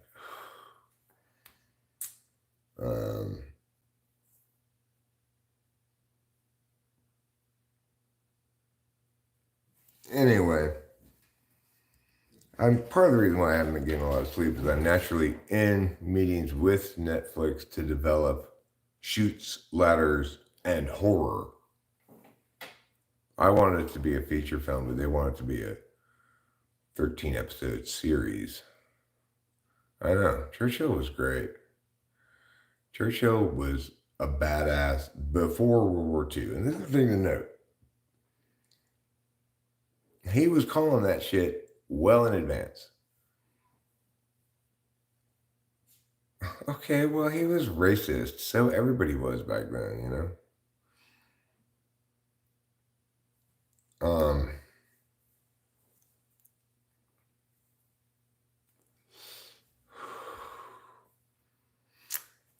He was all over this Hitler shit before there was any kind of widespread agreement on the matter. He spotted the risk, understood that you do not try to appease or otherwise embrace, celebrate, or do anything but oppose mightily authoritarian bullshit like Hitler. He opposed him early on. There's an instance where he went to the continent and wanted to meet with Hitler early before Hitler had invaded Poland or whatever. Hitler was scared to meet with him. Of course. He was an ENTP. Just like people are scared of me.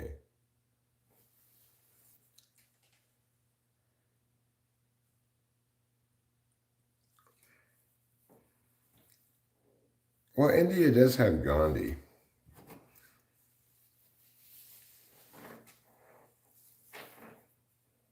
I mean, personally, I'd rather be a country that gained its independence via war.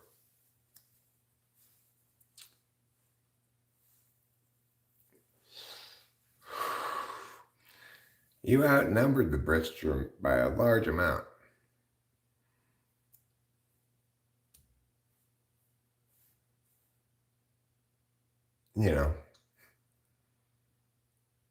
It's like, we're going to pressure you to voluntarily leave.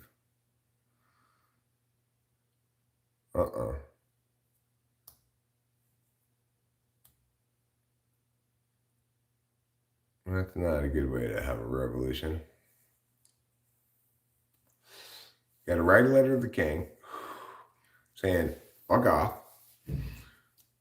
And if you don't, we're going to try to keep telling us what to do with your red-coated fucks, we will shoot them. That's how you have a revolution.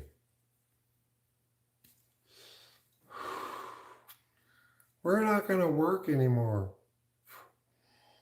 Well, then you're just letting them dictate terms to you. It's like, what if I'm doing important work that I want to do? I should continue doing it, right? And if the British people try to steal my work product, I should shoot them with my musket.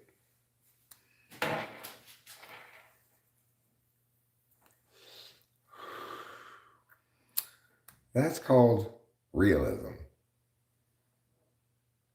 Realism plus justice equals using force correctly.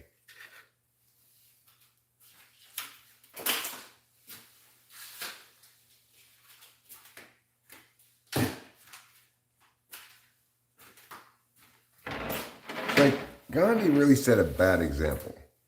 Pacifism reinforces the wrong frame of reference. You know, it suggests that somehow, without establishing and defending our boundaries, we can have them not violated. The world doesn't work like that. It may have worked in India one time, but that's not a good reason to think that's how we should operate. Pacifism is just tyranny of the pussies.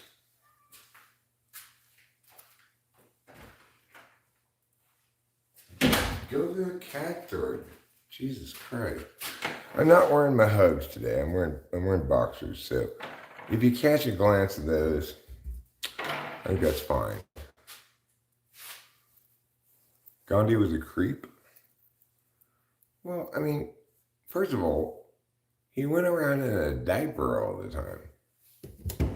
It's like, I know going pee is inconvenient, but at least put pants on, for fuck's sake.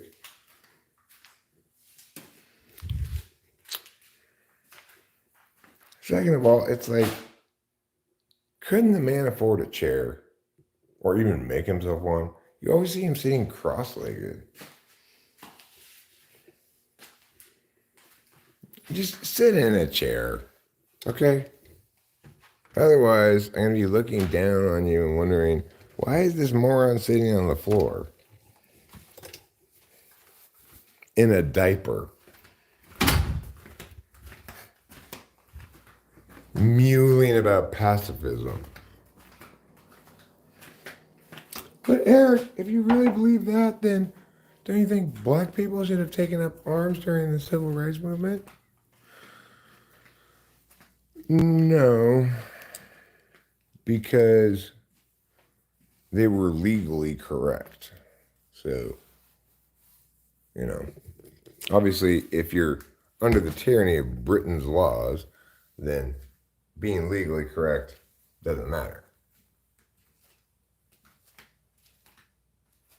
Because what's legally correct from the British perspective is that you're a colony. And you aren't either able to or allowed to engage in self-governance. The problem in America was that the laws weren't being followed. So the Constitution wasn't being followed. Due process wasn't afforded to all people equally, etc.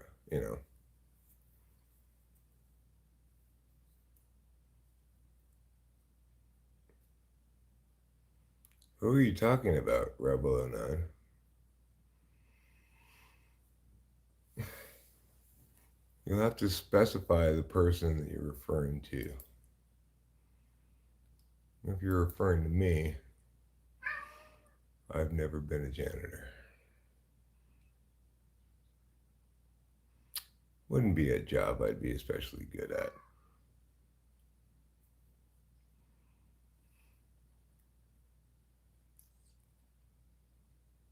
No, he'll go through the cat door if I'm not in there and he can't meow at me to open the door for him.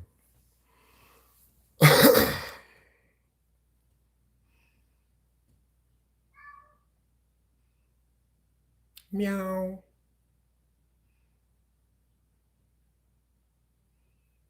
Yeah, I tend to agree with you, Boba Fett. It was like, um, I'm gonna finish what my dad started. Your dad was smart enough to stop what he started and not proceed to Baghdad and try to topple the regime. Maybe because he understood how preferable it was to have even a secular dictator over a freely elected theocracy. Theocracies are more scary than other kinds of dictators because their kind of ideological fervor, um, especially, well, specifically Muslim theocracies, because their kind of ideological fervor is very into the afterlife, which creates a kind of maniacal, single minded kamikaze mindset, like the Imperial Japanese Army, you know. You don't want that. You'd much rather have a secular, power hungry dictator because you know that they're driven by self interest. That's more predictable in terms of how they're going to respond to things than ideological insanity. Let's see what the people are saying. I'll put on my glasses.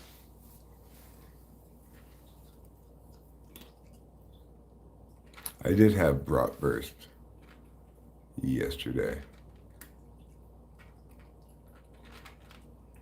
My ancestors are from Germany, but I personally am an American.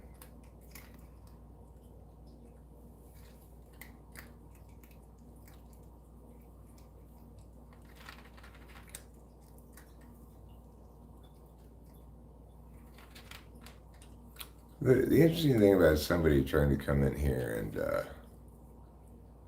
accuse me of stuff, like if that's what that guy was trying to do, I'm not sure, but is unlike a lot of YouTube channels, everybody around here knows my entire life history. So nobody's gonna believe any of that kind of bullshit. This is my autobiography, this channel. Everything is transparent. You can see all my good parts and my bad parts. If you've been around the channel for a while, you know that as a teacher, I typically began all my classes with conversation about bodily integrity and how no people should be touching you without your inviting it / express consent or whatever, including especially teachers shouldn't be going around and putting their hand on your shoulder or something. If they do, you should say, can you please not violate my bodily integrity rights? So it's hard to position me as somebody who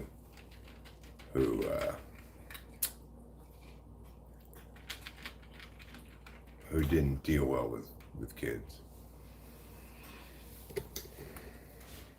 A lot of parents entrusted me with their kids taking their tournaments and stuff, and I took that responsibility very seriously.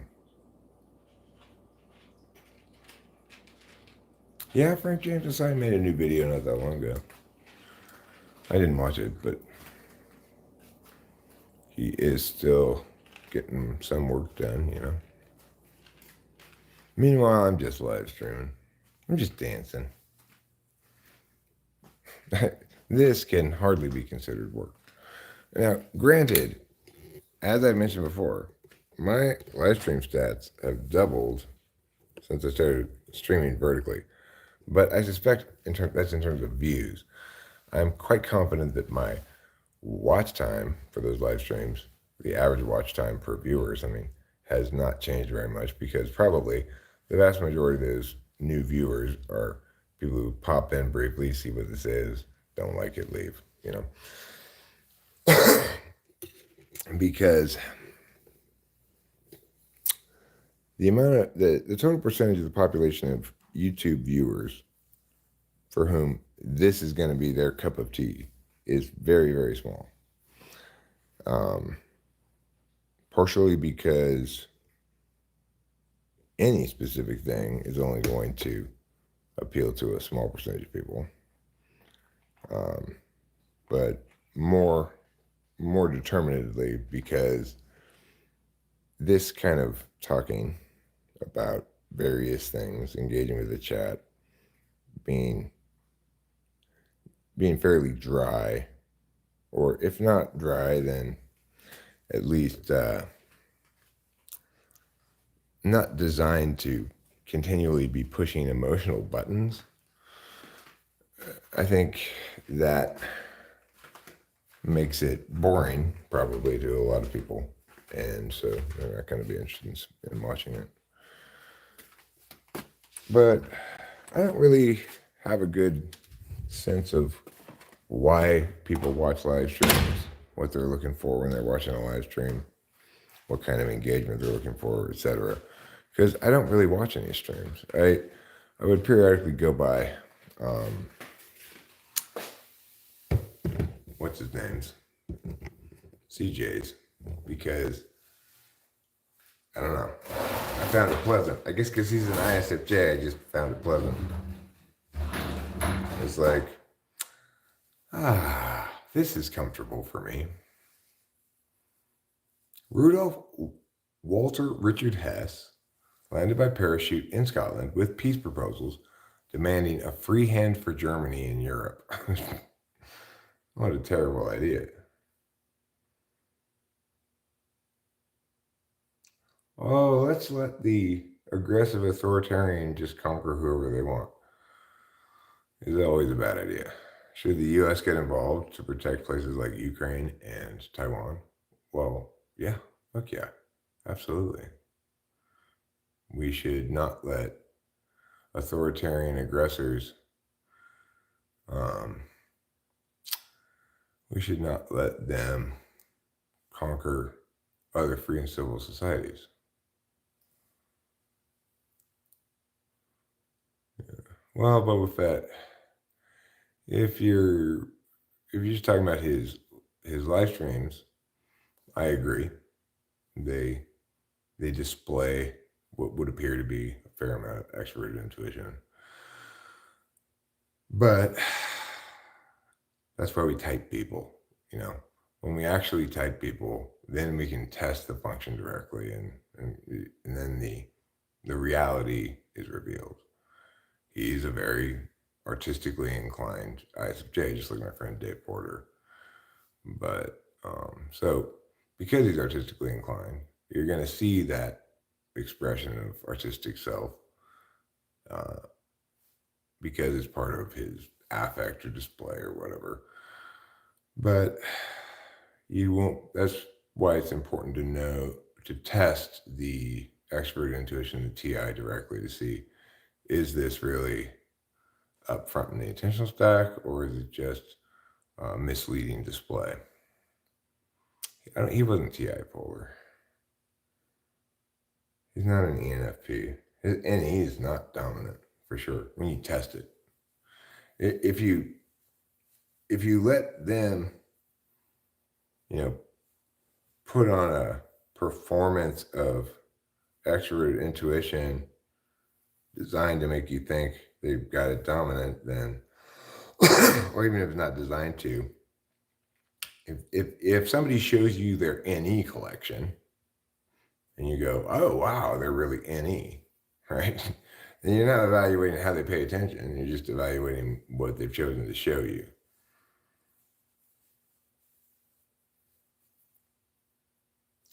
The other thing I'd note about his extroverted intuition is it's much more sensory in its expression than mine.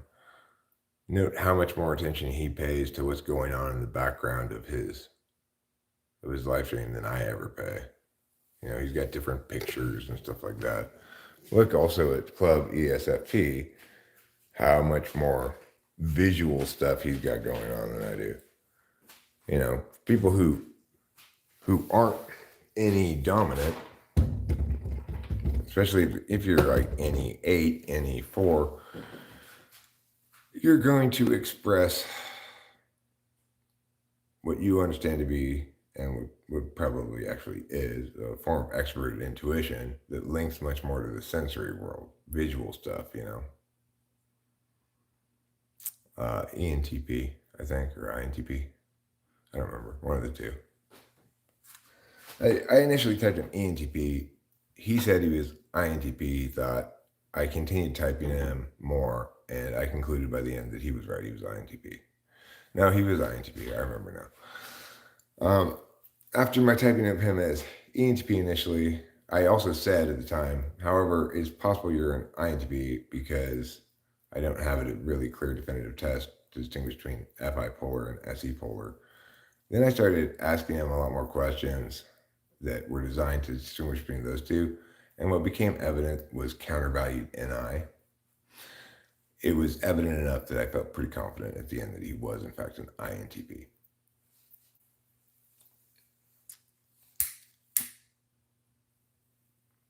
He was originally from Georgia, not Georgia in the United States, but back in the USSR, Georgia.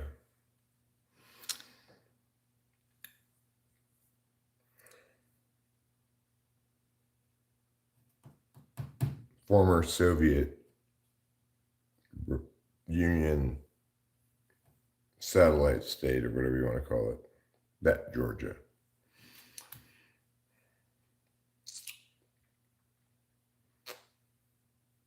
You don't meet a lot of Georgians.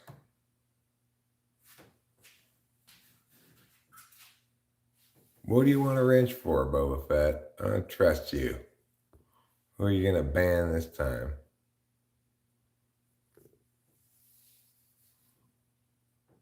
No, the last guy I typed. There's a new season of The Simpsons coming in October. I can't believe it's still running either. That is very surprising to hear.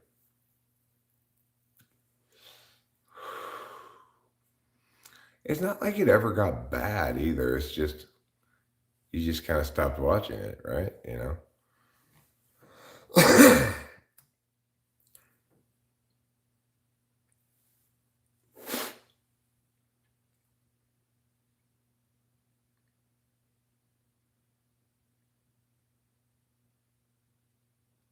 Yeah, the guy maybe looked a little bit like Brock Lesnar. I know what Brock Lesnar looks like.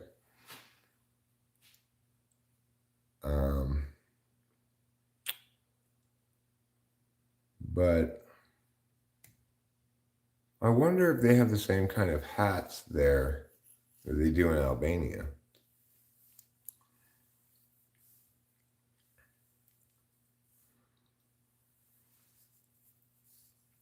I mean, 2.1 million people a week watching your show is quite a few people, really.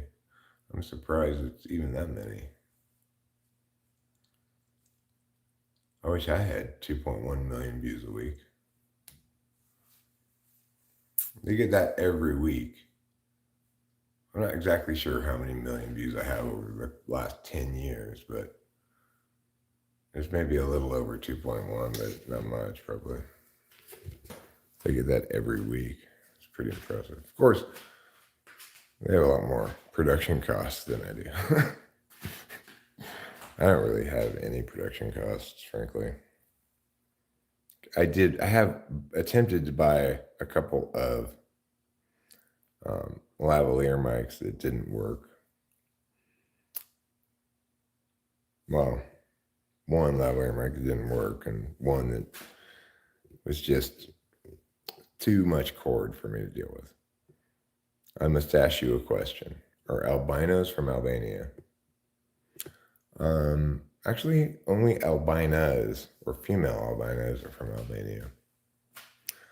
Male albinos come from the city of Albany in New York.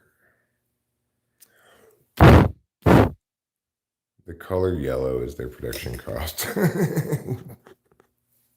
You get a wonder point for that, show media. That's a clever quip. You get a wonder point for your clever quip.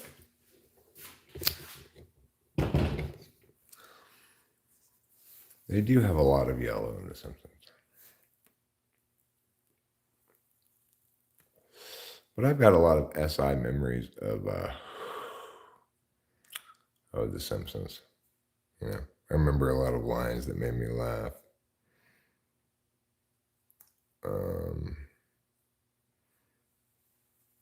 Clever lines. I always enjoyed the line from a very early episode of The Simpsons when Smithers is trying to dissuade Mr. Burns from executing his plan to block out the sun, and Smithers is presenting reasons why it's a bad idea, and he says, "Owls will deafen us with incessant hooting." I just thought it was funny.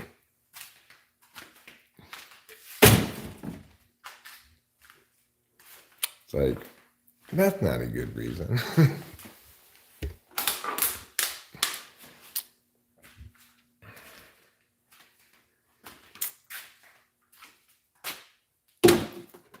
I like the line when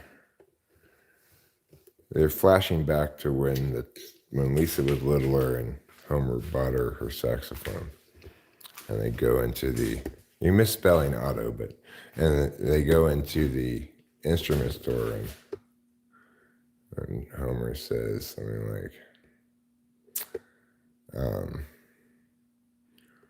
"Which instrument do you want?" And I don't remember the first one. He says something like,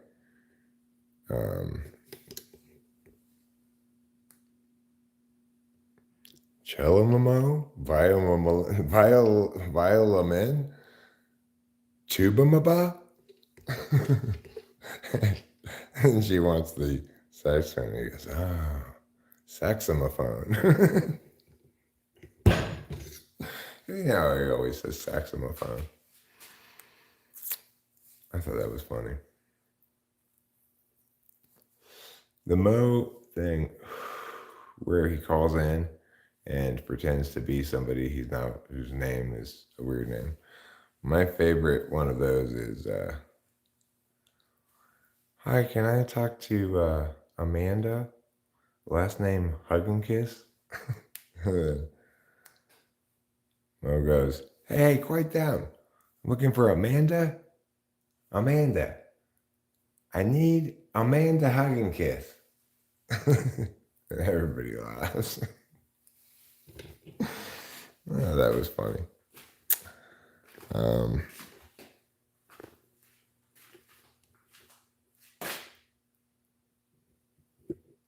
I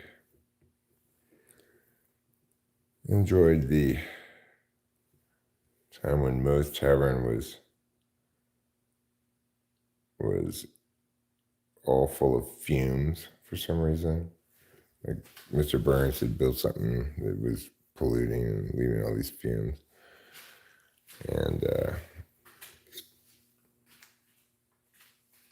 Moe's like, hey, if you're going to get high off those fumes, you got to pay for it. And then people in hazmat suits came in and they're like, "Man alive, there are men alive in here?" Oh, that was good writing too.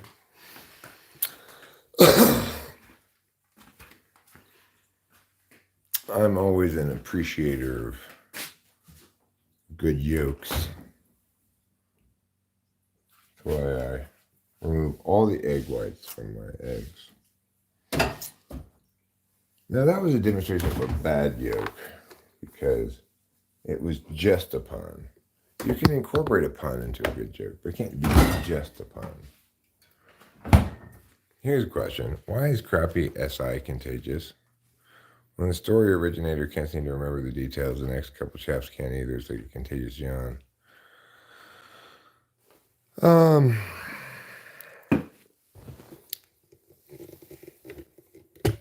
I think that's only the case if the SI person is with NI people. Like, Sometimes, but rarely, will Rachel remember the thing that I can't remember. But on the other hand, it depends on the kind of question I'm asking. So if I ask what a given celebrity's name is, she almost always knows the answer. But if I say, what was that joke I made yesterday that we were laughing about in the car? Then neither of us can remember it. One of us is likely to come up with what it was, usually me, because I'm SI conscious. So it's like if you're checking the SI about the external world and universalities like celebrities or whatever, then Rachel's likely to remember it just fine. If I'm asking about details from a personal experience that we shared, she's likely to remember it less well than I am. Whereas I can't remember celebrities' names for shit. It's like, who's that lady who was in that movie with that guy who, yeah. I ask Rachel questions like that all the time.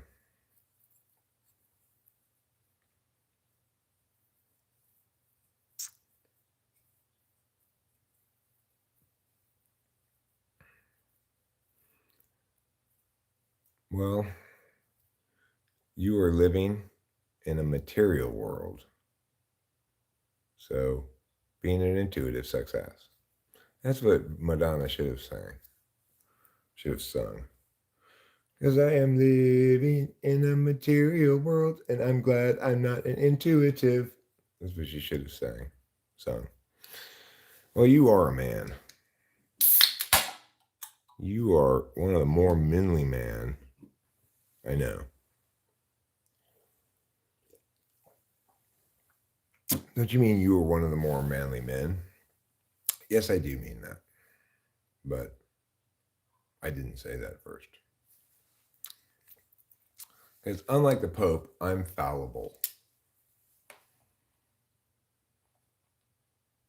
According to Rachel, big butts are out now. And like Kim Kardashian and J-Lo got their butts in small end because maybe they just had their butt enlarging inserts removed, but I'm not sure about that. But regardless, they got their butts in small end. But I think that there should be a law called the Soleil Moon Fry Law. It states if there is a woman who's got comically large natural breasts, she is not allowed to get breast reduction surgery. One of the great tragedies of our time, when Soleil Moon Fry matured into an adult, she had the biggest naturals possibly in history. There are only a few photos available of her all in a sweater, covering up her massive knocks. And then what did she do? She committed a crime against nature, herself, and all of humanity by getting breast reduction surgery. That should not be allowed.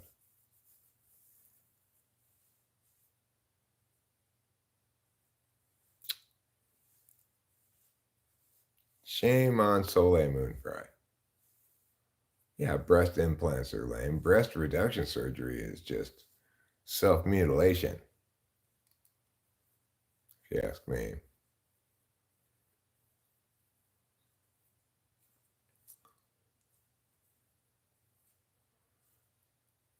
If you're a woman like Soleil Moon Fry, you're a child actress, but then you grow up, you grow into a woman, you're 18, 19, 20 years old, and you've got massive, just massive knocks.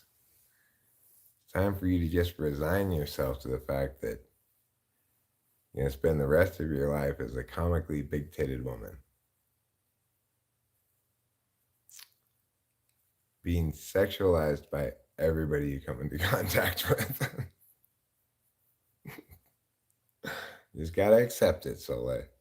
Sorry.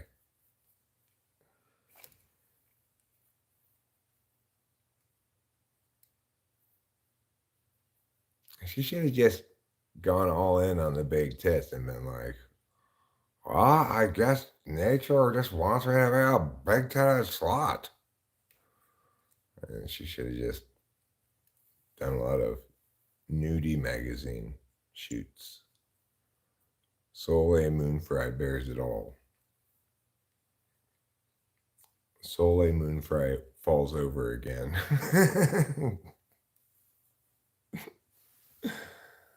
I'm not dissing flat chested women. All titties are beautiful. Small titties, medium titties, big titties, they're all wonderful. But I'm just saying, it's like,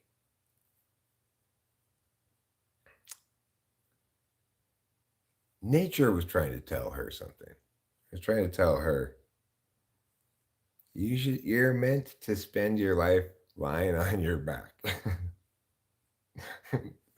Because otherwise you'll fall over with those big old titties. So just resign yourself.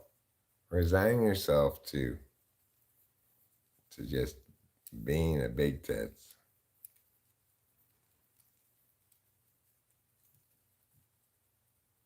You like big natural butts? See, I'm not a butt guy. I'm not. Misty Doy. Hey. I am fine. I am well. I'm the guy who's not in hell. I live up here on the earth because I am still alive. So much better than the alternative.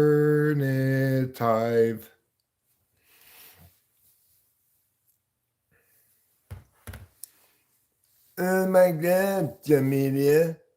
Are you a fake deaf person too?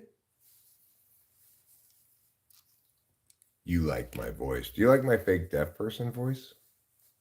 Don't discriminate against me because I'm a fake deaf person, all right? It's not fair. That's ableist of you. Like a radio RJ. Are you sure you didn't mean DJ? Yes, R is next to D. I think you pushed the wrong letter. It's okay. I won't condemn you for pushing the wrong letter, especially if you're on your phone. I can't type on my phone either. Typing on a phone is like breast reduction surgery. It's not natural.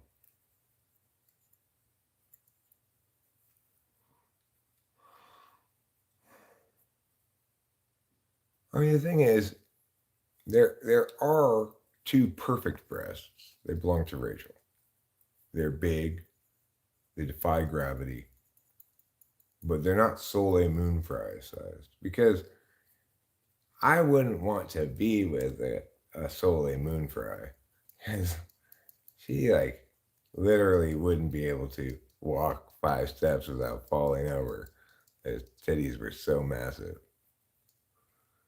Um, do I believe in God? I self-identify as a Christian, and I pray to God and Jesus many nights, most nights, the majority of nights, but not every night. And I prayed a lot more than that when I was quitting drinking because I needed God's help for that sort of thing, for that specific thing. But I also understand that faith is a behavior rather than really a position that you either affirm or negate. So I could make arguments, all sorts of arguments regarding, say, God's existentiality. But what I do believe in is the fact that that's not how one engages with God. God is not something that one makes affirmations or negations about correctly. Anime boobs? Why? I know they are rare. Rachel is just, I mean, it's, it's amazing, really. It's remarkable. It's like, it's like having my own pornography movie here in my house.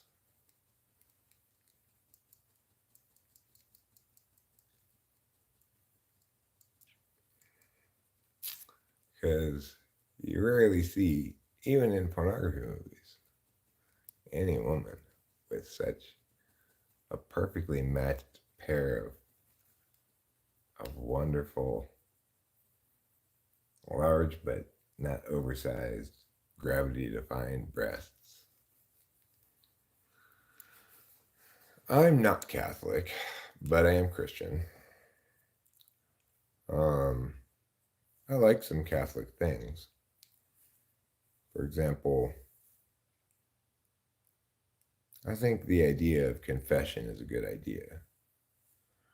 I don't ascribe to the notion that it's necessary for me to have a priest between me and God regarding confession. But I think having a confessional booth and some person you confess to makes your confession more legitimate, makes your repentance more legitimate because it requires more humility on your part. So in that regard, I think that's a good concept. Um,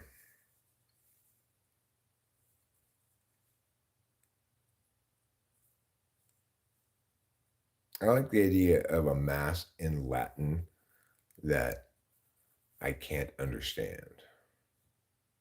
I think that's a good sort of way to engage God, using language not to convey information, right? But merely as a medium of connectivity with the divine. Because I don't speak Latin, you see. If I spoke Latin, then I would have to pick a different language, obviously, to want masses to be in. But nowadays, they seem to do mostly all English mass, so that's no fun. Because basically, the Catholic Church and Catholic going to church, going to a Catholic church for a mass of some sort, it is a lot of standing up and sitting down and saying this and saying that and doing this thing. It's just this whole sequence of events. It's like really TESE, you know. It's a little dull for me. But I don't go to church.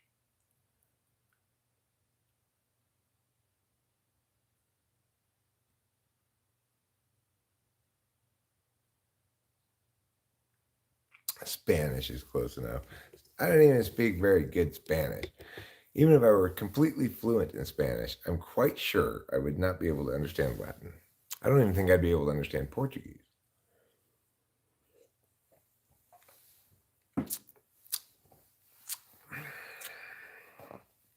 But I'd like to see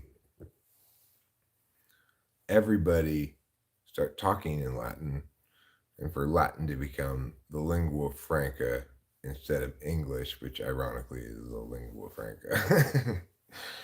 You know, what am I drinking? This is a half and half iced tea and lemonade, sometimes called an Arnold Palmer, which, as I've stated before, has to rank near the top of drinks whose name is difficult to say. Arnold Palmer. It's got a lot of L's and R's in there.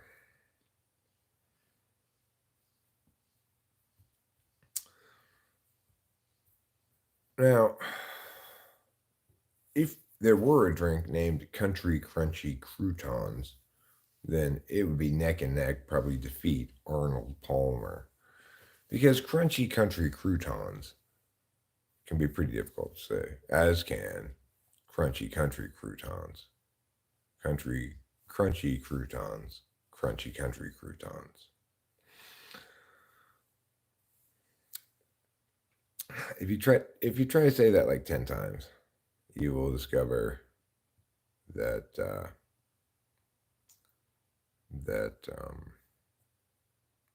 it's difficult to say.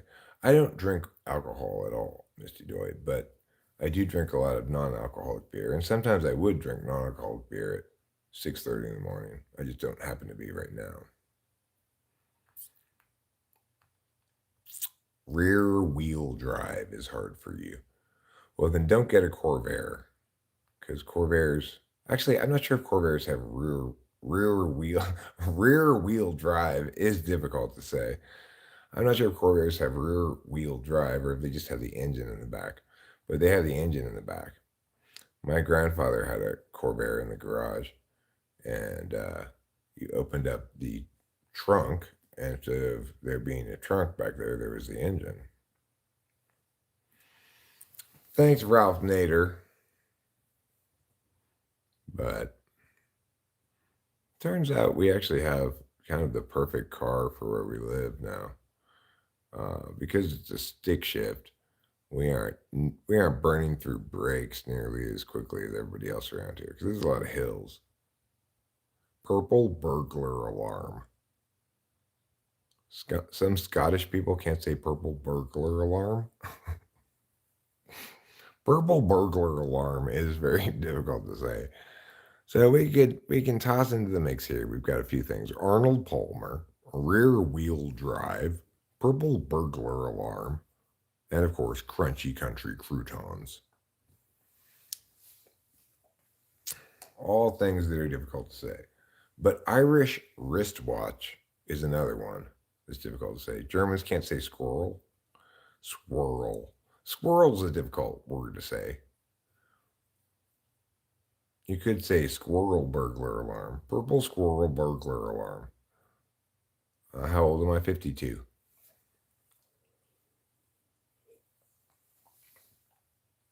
52 years old. Physically. Spiritually, I'm 12,000 years old. Emotionally, I'm 14. Mentally or intellectually, I'm 40 trillion years old. So,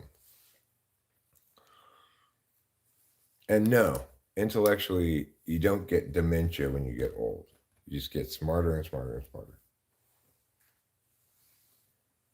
So keep that in mind. It means I'm really, really smart. I'm 40 trillion smart. My IQ is 107. So you know I'm pretty smart. Because 100 is average, and I'm 7 more than that.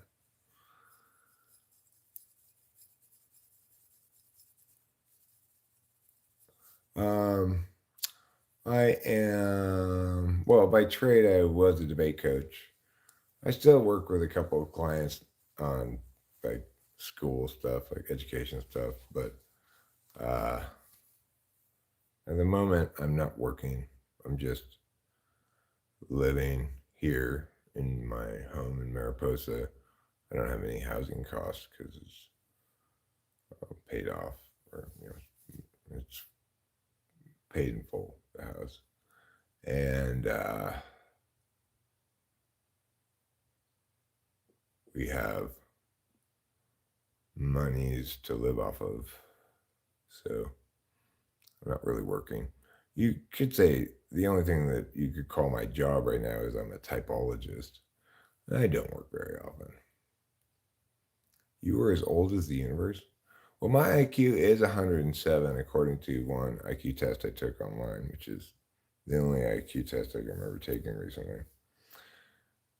Um, it was an entirely non-verbal IQ test that showed asked a bunch of questions of the same sort, like showed visual patterns and which symbol completes this visual matrix. And I found it difficult. I scored 107. So that's my IQ. That's what I like to say. I tell people that. That way, they don't have a lot of high expectations for me. You know, well, he just has an IQ of 107, so you know, don't present him with things that are especially difficult.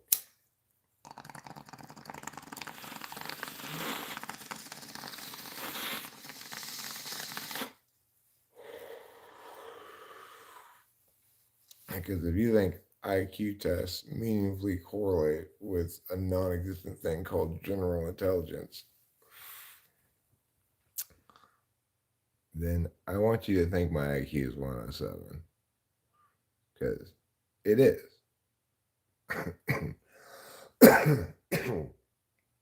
Oh, I can't be Ark. You should take a different test. Okay, well, that's my point, right? There's no such thing as general intelligence that can be tested by questions that always aim at some specific kind of attentional priority or engage in that way. All intelligence is specific, like verbal reasoning, spatial reasoning. Yeah. Just mushing them together randomly and saying, well, all these things combined equal general intelligence.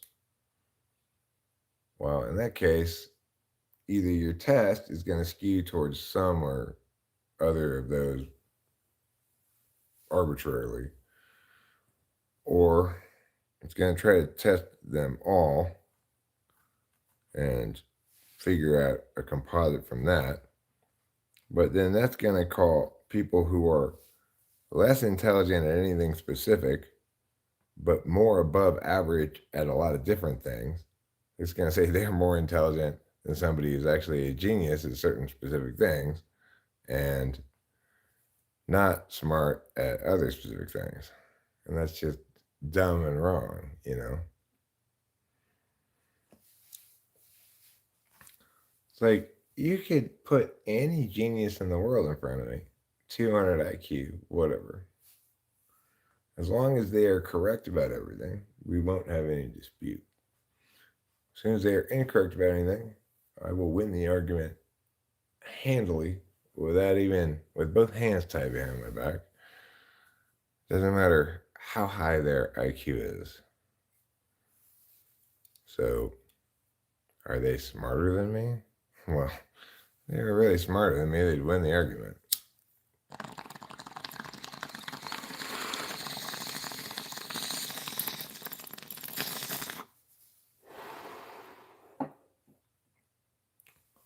Reportedly, Jordan Peterson has an IQ of like 160 or something. But you'd have to not be an especially smart person to think he's smarter than Eric because he's so stunningly, obviously wrong about certain things and so obviously not engaged in rigorous deductive processes or deliberative processes. So if he's 160, then we should put no credence in IQ scores.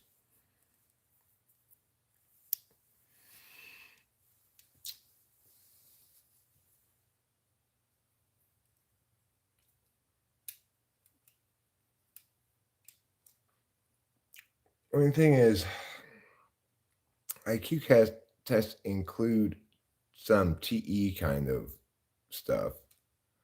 And if we were to try to come up with a test for being smart rather than being skilled at some specific kind of reasoning, then we'd want to exclude TE stuff. TE people get to be successful. TI people get to be smart. You know, it's like any TI gets to be smart and unsuccessful, and NITE or TENI gets to be a little less smart and a lot more successful, and TESI gets to be rather less smart and a lot more successful. You know? It's just fair that way. ESFPs, they don't get to be smart at all, but they get to attain impacts, actually accomplish things, meaningfully impact the world or some other person in some ways.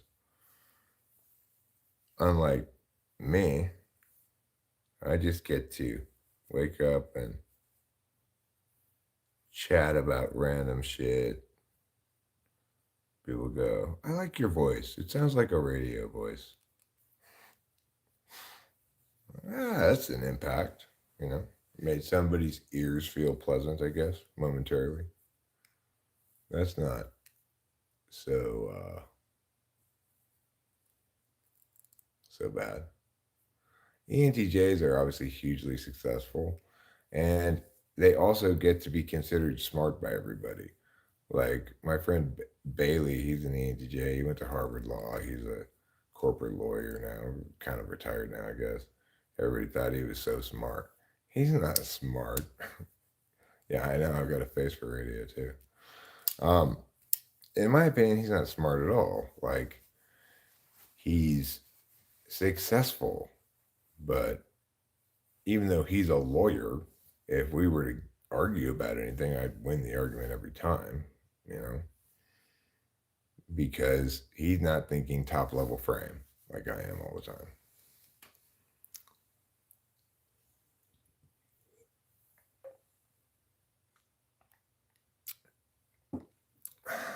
Well, no, I don't think any helps with pattern stuff very much. I do think that's an NI thing generally. Um, and I think extroverted intuition can hurt on test taking in a lot of different ways. Like, I just recently took this uh, YouTube training community standards thing to make my warning from a long time ago go away. And I got the first question wrong because I did what I do on a lot of tests, which is I don't trust the test maker. So YouTube presented as a scenario and asks you, is this acceptable, unacceptable, whatever, give you some options based on this scenario. And I looked at the rule that was also there to reference and concluded that that would be acceptable. But I put not acceptable because I thought um, that given that this is a test to make sure you understand what community standards are, and that this could be perceived as a borderline case by somebody who's not as legalistic in their thinking as me, I'm going to assume that YouTube, erring on the side of avoiding bullying of minors, is going to say this is not acceptable. And I'm just going to pick it, guessing what the test taker probably why trying to anticipating the test maker is likely to be wrong in the following fashion. And therefore, in order to get it right, I need to be wrong in their way too. And of course, I got it wrong. The nice thing is, it tells you right afterwards, after one question, whether you got it right or wrong. Once I realized I got that one wrong, then I realized, oh, this is a smart test maker, and I got every other one right.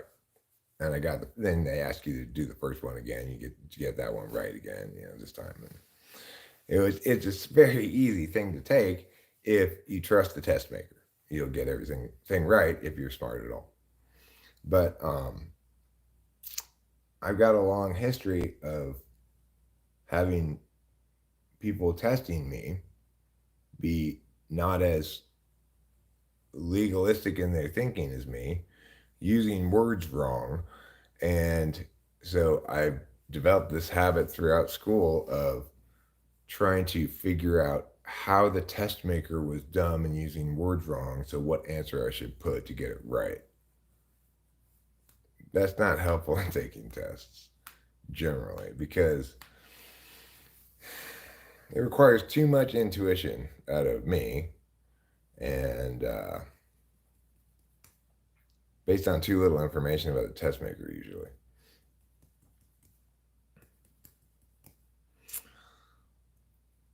But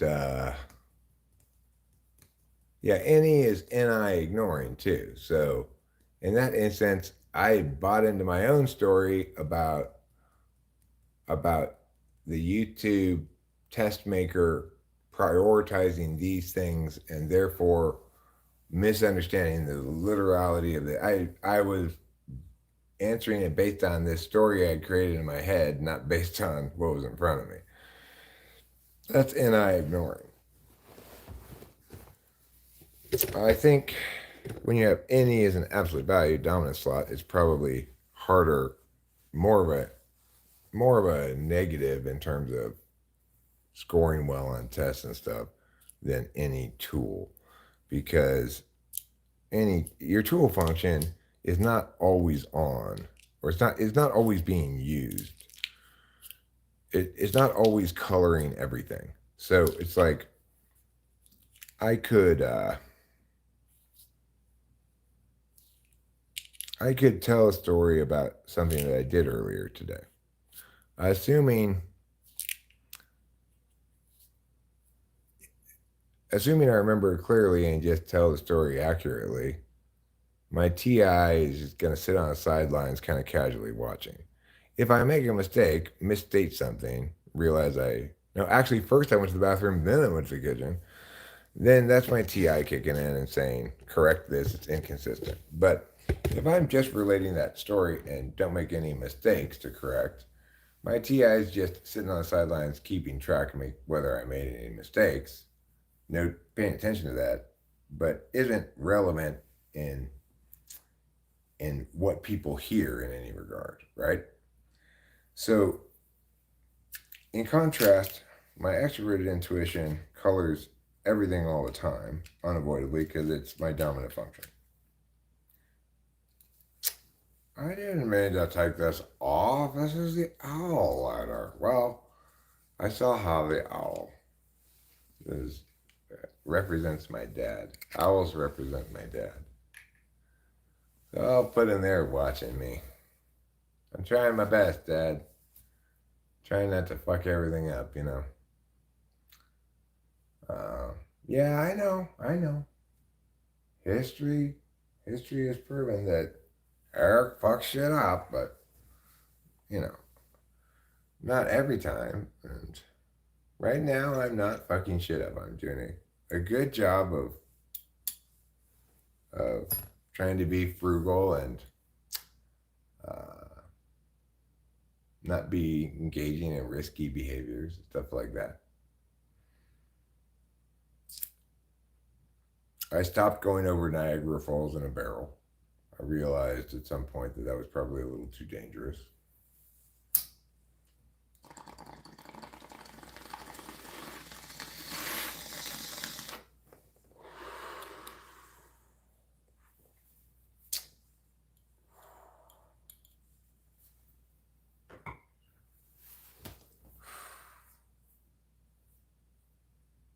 And we will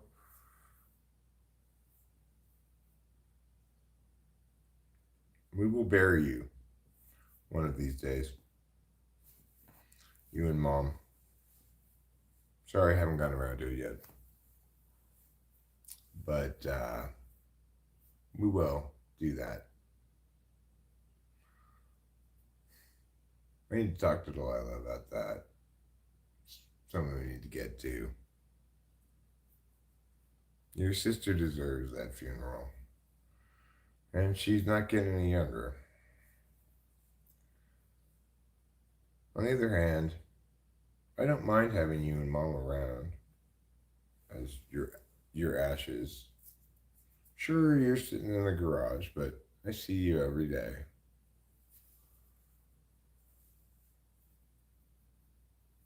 Yeah, well, ENTJs are great at life as long as life doesn't involve, um, the subjective self very much. Their horrible relationship with SI means they're achieving all those things without really it making any impression on them that lasts, you know. They don't know themselves. They don't know who they are in terms of what their experiences have been, and they don't know who they are in terms of what they want. Now, ENTJs have a better understanding of what they want, but it's fourth slot. So it's subjugated to their TE in the same way that my SI is. You could say their FI is perverted to their TE's purpose, like my SI is perverted to my NE's purpose. SI is a knowledge function about your biological self, but for me, it's mostly a way of keeping track of words and concepts because I'm an NE Dom. Same is true of INTPs and any tool, except it's more of a balanced relationship because their NE goes to work and then when it comes home, SI gets to have charge of it or whatever, you know.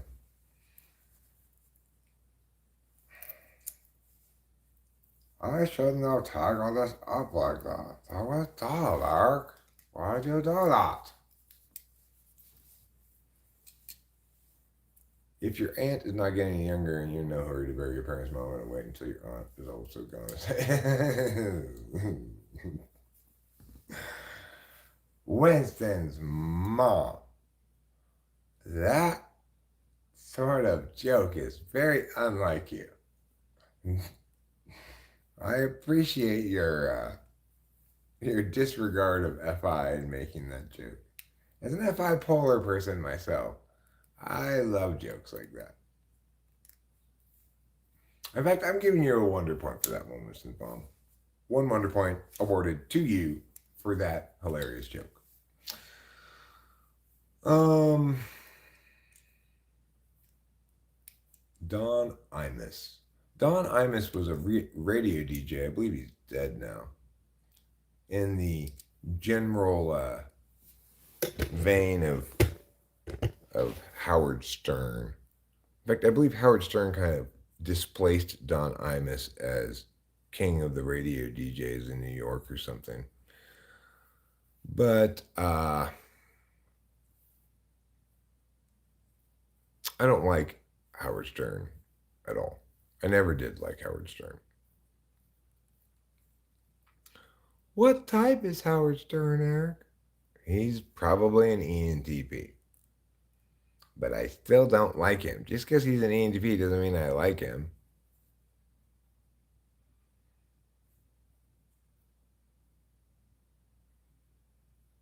Who are some ENTPs you do like, Eric? Um, I like John Cleese, Winston Churchill. I like what's his name? Steve Allen. Steve Allen is kind of like if I had to point to an ENTP role model, it would be Steve Allen. I'd say I would love to have had a career in life like Steve Allen did.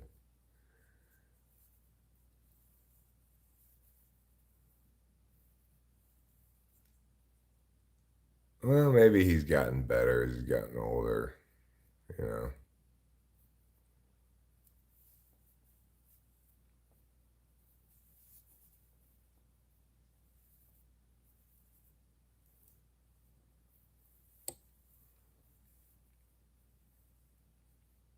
Winston Bond, let me check. I don't keep track of those.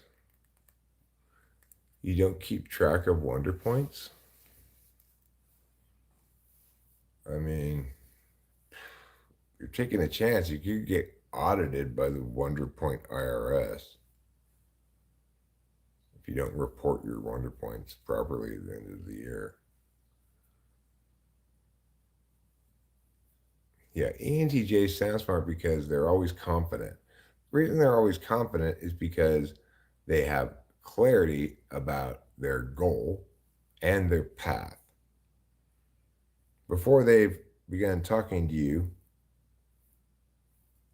but even regardless of that, you know, you might talk to them at any time. Their frame of reference is let's identify the problem or the goal, and I can clarify the path for you.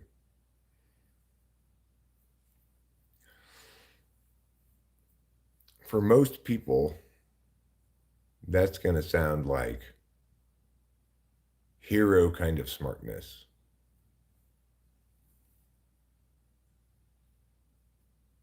Because people aren't seeking negation and or correctness. They're seeking answers and or solutions. If they're seeking anything at all. And most often they might even be seeking validation.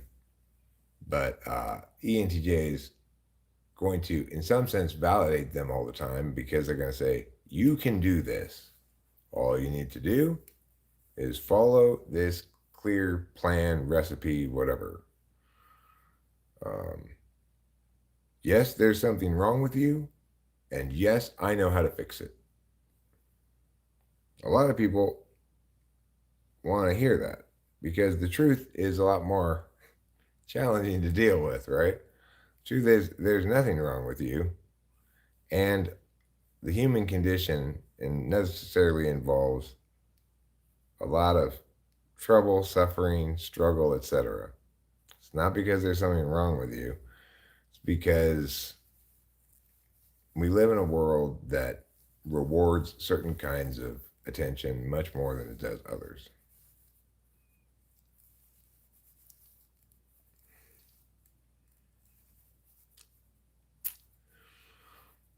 So it's like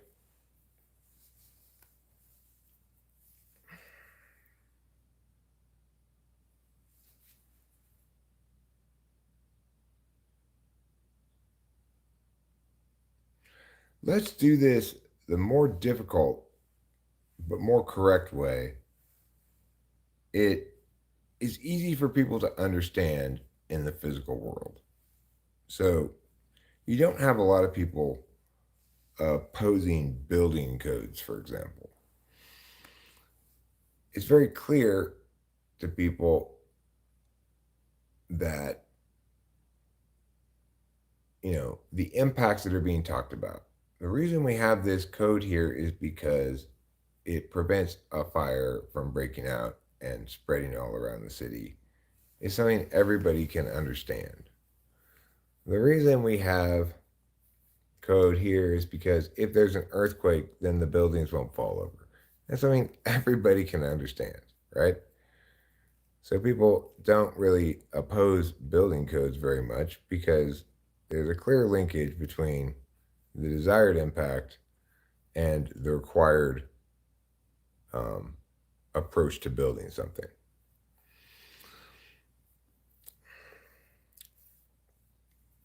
In contrast, what's just as important, more important than building codes, and really, because, well, while building codes help preserve the physical current state of a place, city, or whatever, um, they don't have any impact on the health of the democracy, the health of the country as a whole, the civil society or whatever. In contrast, what we have is no good codes regarding use of words in politics, either casual or uh, or formal on various platforms, though not by law. We don't have any code of conduct that requires people to use words correctly. So that billboard I was talking about said, healthcare is a right for everybody. That was the same thing as building a house in a high fire zone out of dry reclaimed wood and highly flammable hay. you know, it's it meets none of the building codes that even any reasonable, sensible person would say probably a good idea, right? Um, Everybody who passed that sign and didn't know how to understand the word right was tacitly being taught that the word right means is the same as the word entitlement, and or that if it's good for people to have something, then they have a right to it. And for people who've not ever been taught, as I don't remember anyone ever teaching me this, I came up with this definition. Um, well, I mean, I didn't come up with this definition, but this notion wasn't used as a definition where I read it. But it should be the definition of right, which is a right is that which confers a duty onto another. Because in every actual usage of the word right, that's how it's used. So that's a fully operationalized definition that also matches the actual operation of the word in every instance. If I say, you violated my rights, what it means is you had a duty to meow and didn't meow. Usually, you had a duty to not interfere with me or not steal from me or whatever, and you did so. So you violated my rights. If I say, I have a right I have just as much right to be here as you do. What you're saying is you have a duty to not interfere with my autonomous choice to be here because the because authority over this space is no more yours than mine. So you have a duty to respect the fact that you don't have authority over this space, and therefore interfering with my legitimate agency and desire to be in this space is would be a violation of my right. Would be failing to uphold your duty to not interfere. On the other hand, if it's your property and you tell me to get off of it, then if I don't do that, I have a duty to comply because if I don't, then I'm violating your property rights. You know, so in every instance which the word is right is used, it confers a duty onto someone. That billboard was saying essentially the federal government has a duty, or some government agency or somebody other than individual people have a duty to pay for individual people's health care. But there's no reason to believe that duty exists. If they were going to make that claim, they need to say, I am advocating that we change the status quo such that we interpret either healthcare to be a right under the conventional understanding of the word right because of the following reasons, or that we change the meaning of the word right to mean entitlement slash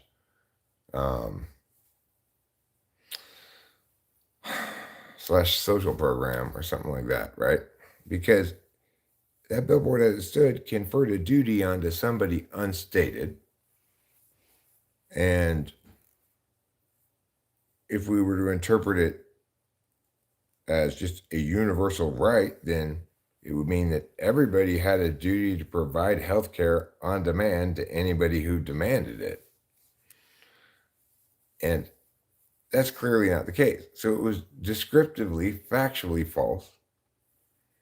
And to the extent that it was making an advocacy that we ought to interpret things differently, it made an advocacy that made no sense and did not explicitly make that advocacy. It was explicitly a descriptive claim that was about how reality is, not how it should be. So those kind of things they do much more damage to society than, say, an earthquake knocking down a city ever will. They do damage to the country by recklessly using language about important public matters in a way that undermines other people's ability to understand language correctly, that undermines um, any nuanced discussion of anything by pretending your advocacy is a description of reality and the status quo.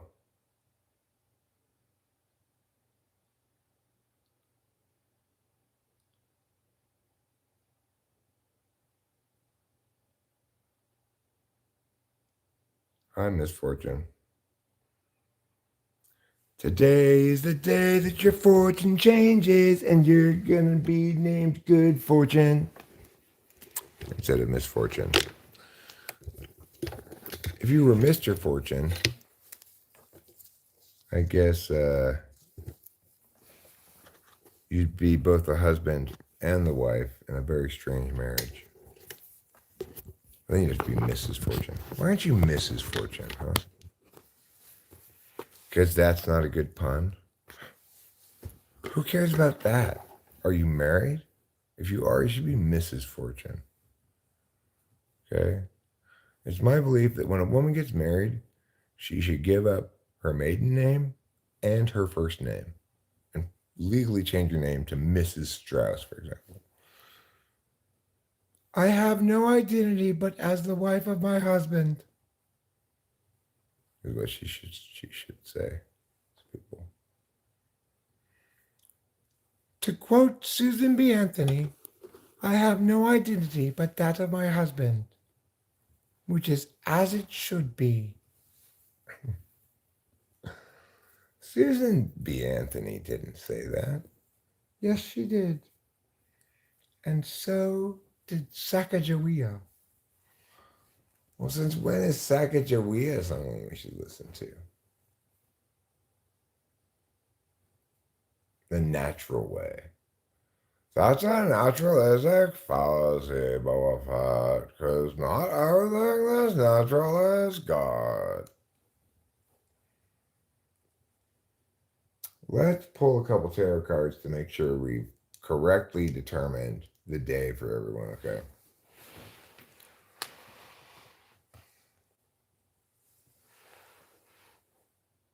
The question would be whether the survival pressures favor resources over some other objective function like reducing knowledge entropy.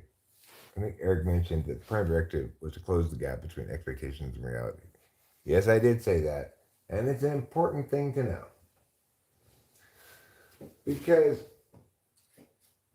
in order to complete the model, we need an explanation that allows us to understand each of the types as we need a frame for that, like to explain how while each type validates the world differently, there are different strategies to accomplish the same thing.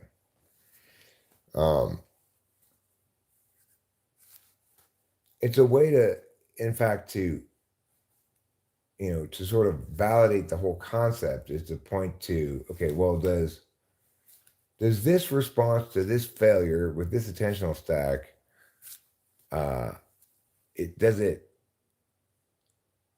is it consistent with the idea of the prime directive? In other words, like you can see people with relatively small failures getting upset because they're unexpected, in contrast to what they anticipated. While if a person is going into a given thing knowing it's kind of a trial and error thing, like a science experiment, they're not going to get bothered at all by a given failure. They're going to just see it as informative. Okay, so this first card is, I guess, for me. Let's see what it is. It's the Page of Rods, impetuous, miggity meow. Page of Rods. That's my tarot card for the day. I got the Page of Rods. We're doing one card for the day per person, just to make it quick and easy and just sort of summarize things. Mine will be a day of exuberation, eagerness, brightness, hastiness, nativity, impetuousness, and enthusiasm. What will your day be like? Let's find out. First, we are going to see what Hero Lamb's day is going to be like. We're going to work from the bottom up here in the chat. Hero Lamb, what's your day going to be like today? What does the tarot have to say about Hero Lamb?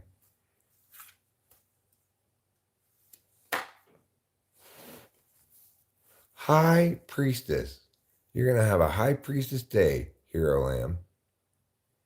It's full of intuition, femininity, omens, vibes, sense, and feel. Congratulations. Congratulations to you, Hero Lamb. You are the High Priestess. Let us all provide offerings in your name. Next, we're doing Boba Fett, because remember, I'm working from the bottom up. And he's currently bottom. Oh, and there's the card that popped out. He gets the Queen of Cups.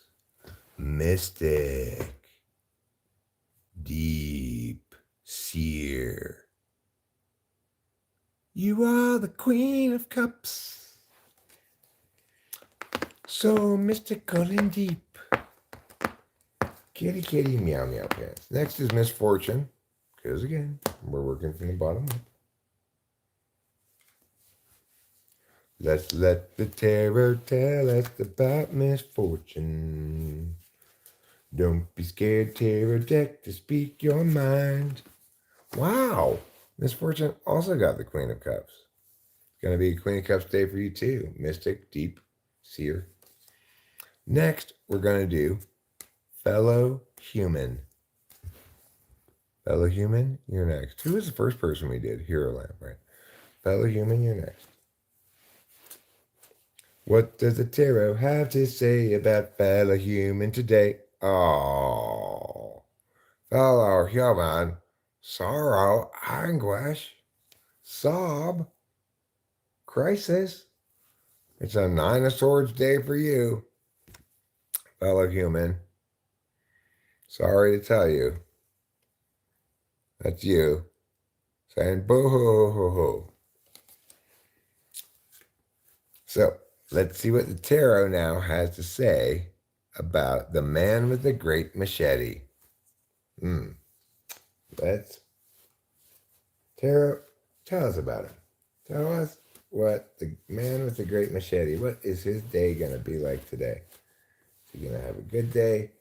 Is he going to have a Nine of Swords day like poor Fellow Human? What are we looking at for the man with the great machete? I see. You're going to have a Eight of Pentacles day. Artisan, skill, satisfaction, groove, prosper, flow, craftsman, gratification. Not too bad. Not too bad.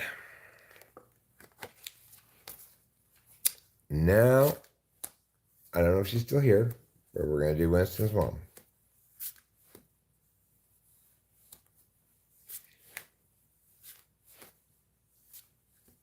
It's called the Popeye diet. The goal is to be strong to the finish. The main ingredient in your diet, of course, is spinach.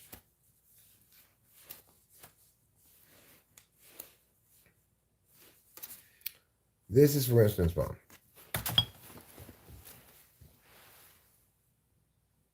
Ace of Cups. Feel, bliss, fun, heart, open, create, new, beginning, love, joy.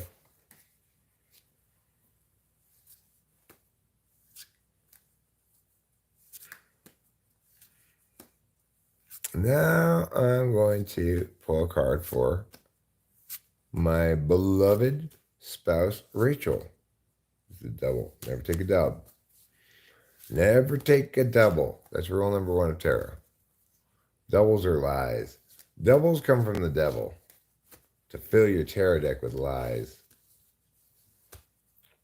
I'm actually not sure why doubles are lies. Maybe related to the devil, but probably not.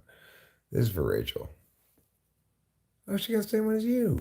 Mrs. Mom. You and Rachel are both going to have an Ace of Cups kind of day. I shuffled plenty. It's like I went through the best times like this, Nevertheless, popped out the same card.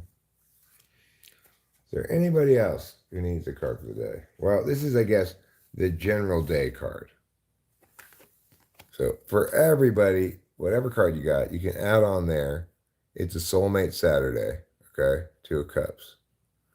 It's a day for chemistry, connection, love, union, magnetism, partnership, and cup comparing. Look at my cup. Look at my cup. Our cups are the same. Yeah, they are. I feel a heart growing between them. Me too, baby. Hey, I love your tunic. And I love your front cape. Thanks. A lot of people have told me I should wear it on the back, but I said, I'm going to go be a little bit rebellious and do the front cape. Well, I like it. I like it a lot. A lot of people told me your tunic looks girly and like a mini skirt, and you shouldn't wear leggings underneath it anyway. But I said, fuck you. This is hot. This is manly. This is sexy. You were right to tell them to fuck off. Wow, we sure do agree with a lot of stuff. Sure do agree about a lot of stuff. That's the conversation those two are having in that card. Now, here's a card that we're supposed to reflect on today. Okay, this is not going to be representing the frame of the day electronic card. This is just the tarot's homework assignment for us all. It's nice to reflect upon. It's a twofer. Never take a twofer. So it's nice to reflect upon. Oh my God, I got it again. So it's not just, I guess the point is, no, reflect on this. Reflect on this and allow your day to engage in some cup comparing. The tarot did not want to give me a separate homework assignment. It said, just let the day be a soulmate day. It's about either experiencing soulmate stuff or reflecting on it. Like maybe, how can I find more opportunities for shared cup comparisons? Like maybe I'm into Hot Wheels.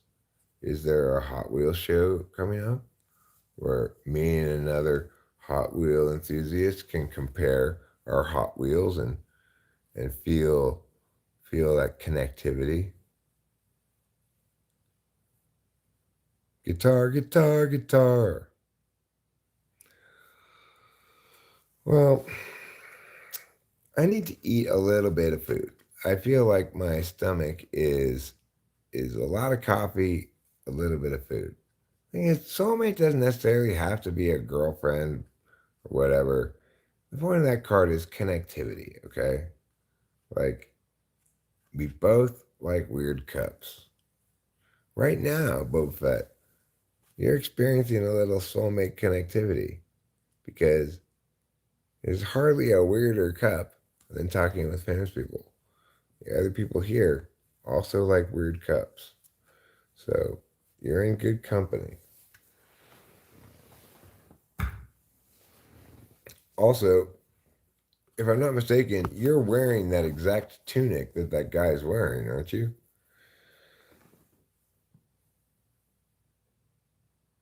Don't let daddy kiss me. Why not? Because his breath stinks like poo. Oh. And also because he French kisses me. Ew. And that's why this song's about child abuse. You've written a terrible song about child abuse. At least don't make it quite so cheerful sounding. You know, like, child abuse is awful. Yeah, yeah, yeah. It's terrible, hey. If you want to do something terrible, you should do that shit today. But don't, because it's bad. That's the wrong melody for a song about child abuse. I'll tell you what's the right melody for a song about child abuse. It's like this. My name is Luca. I live on the second floor. I live upstairs from you. Yes, I think you've seen it before. No, I'm not giving you a wrench, Boba Fett. You're fighting for you're itching for trouble, I can tell. Typical Johnny fan. I'm not joking about child abuse.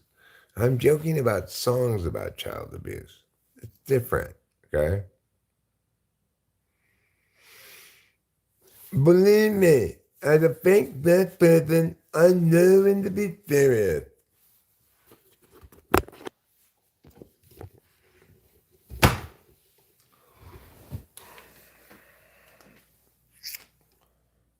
All right. So, as I said before, it is time that we stop raising awareness about breast cancer. At this point, I think we all can agree we are too aware of breast cancer.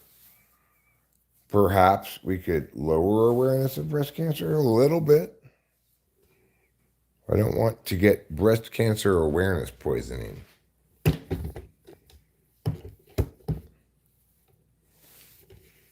This campaign is to raise awareness. Oh, so you mean you're not doing it for any reason? I see.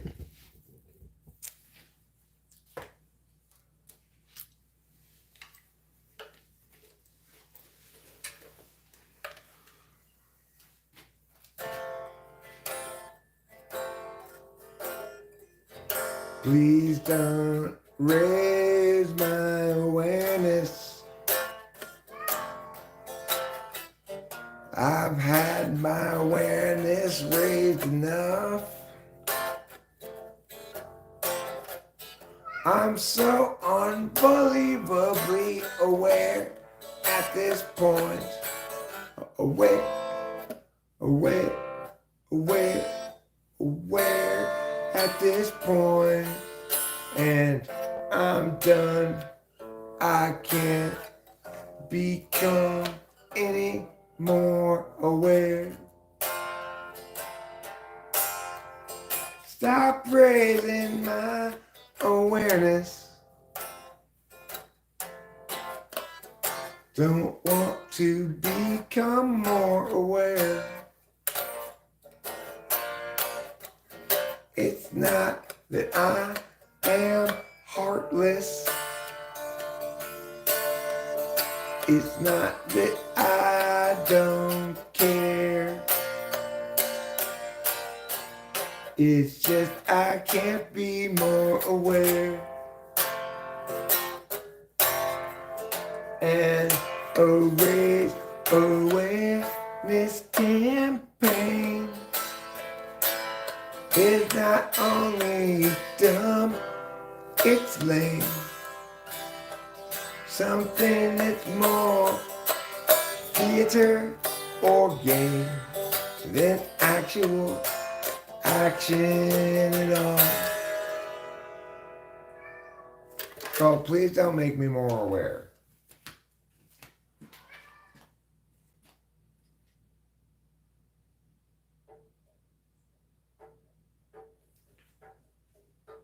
Oh, well, Lighthouse, if you're new here, then I better play an actual song rather than just some bullshit I make up at the, off the fly.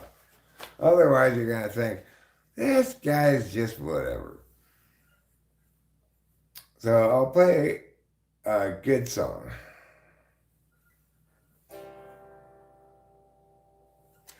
Every life lived reaches reaches a time when the road splits in two.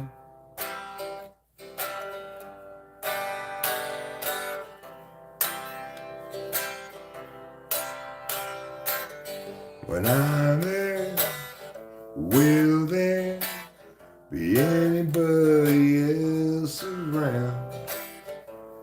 Or will I travel all alone? That's when I look for my sacrifice over sea, and that satchel of pilgrim.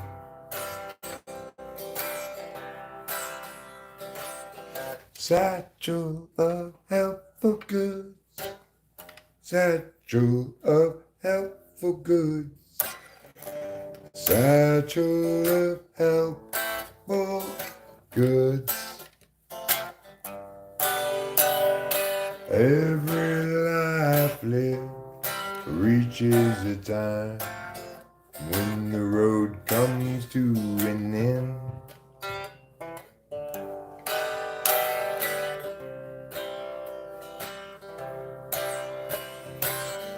There are times, hard times, times of despair, times when it's hard to feel good.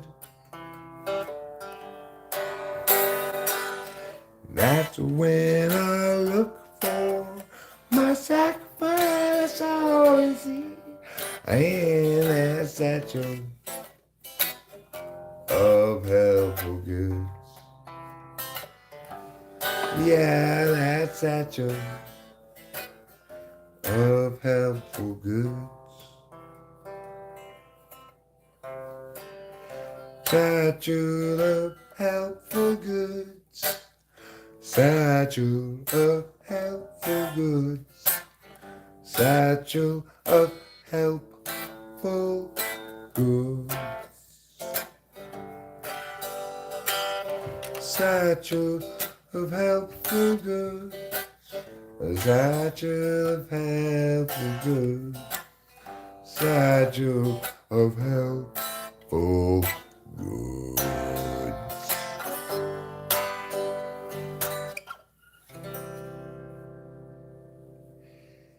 Thank you so much.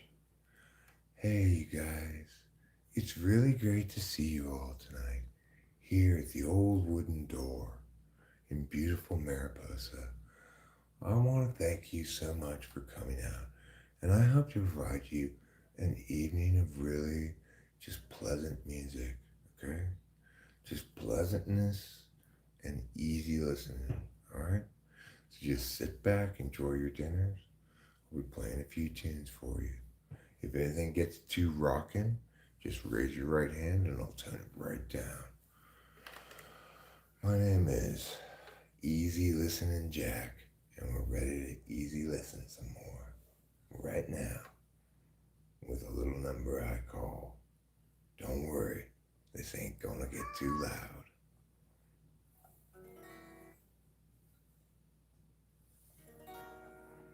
Don't worry, this ain't gonna get too loud. I know you're worried, you hear the soft part, and you're thinking, oh now, after this there's sure to be a loud part. You hear that tinkly, tinkly, tinkly, tinkly, tinkly, tinkly, tinkly, tinkly, and you go, dynamics suggest there's gonna be a loud part, but no, it'll stay soft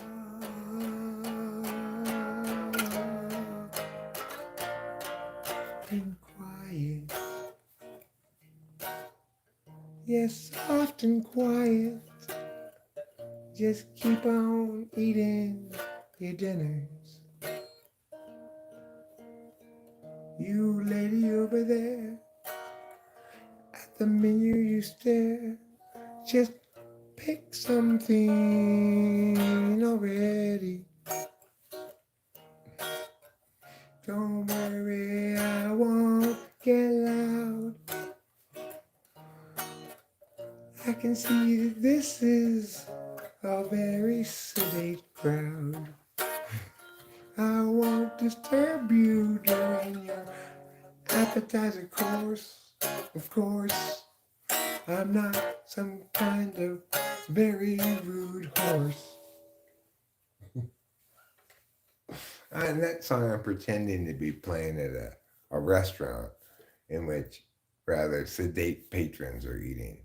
Maybe a slightly older crowd. They don't want anything to get loud, you know. Kitty is staring at me. And now meowing again. Why? What are you meowing about? You want me to go sit in the kitchen with you? I've already watched you eat. I don't like sitting in the kitchen with you. It's not that exciting for me. I get that you prefer it over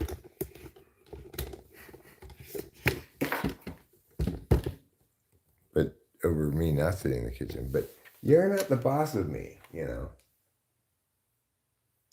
You're not the boss of me now.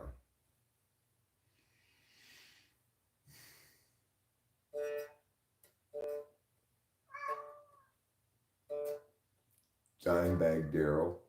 I'm very indie old folk. Am I? A lot of different songs, you know.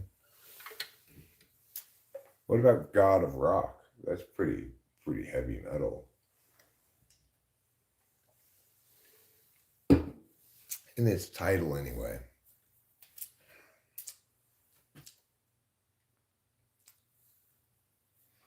Anselmo really stepped it in some years ago and went all white power at a gig. Stepped in it. Can you role play the stud playing Wonderwall? I don't know who the stud playing Wonderwall is. But I'll role play a stud if you want. Hello, Detroit. Ladies, how you girls doing? That's right. You're looking good. Good to see you here. Anyway, we're going to play some rockin' numbers tonight. And I know that this crowd and we are going to go off. Isn't that right, ladies? We know what taking it all off means, don't we? All right, let's get rocking and rolling with this first one called Here's My Shaft. Let me stick it in deep.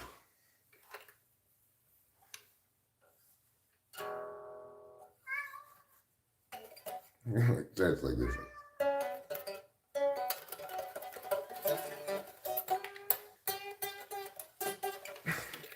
Stupid garbage, you know. She wants my shaft. Let me stick it in deep. Let me stick it in all the way to your feet. There, that's Steadily Guitar Guy. That's Steadily Guitar Guy wooing the heavy metal girls. Do you know that Christina Applegate was modeled after an actual heavy metal groupie? Okay, meows a lot there. You want to just constantly meow at me? But I've already watched you eat.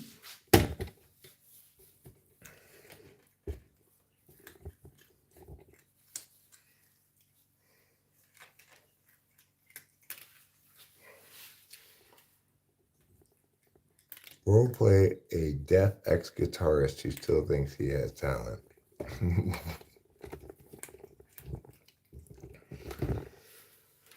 Just because I'm fat doesn't mean I can't be a good song singer. Listen. Da da da da da da da.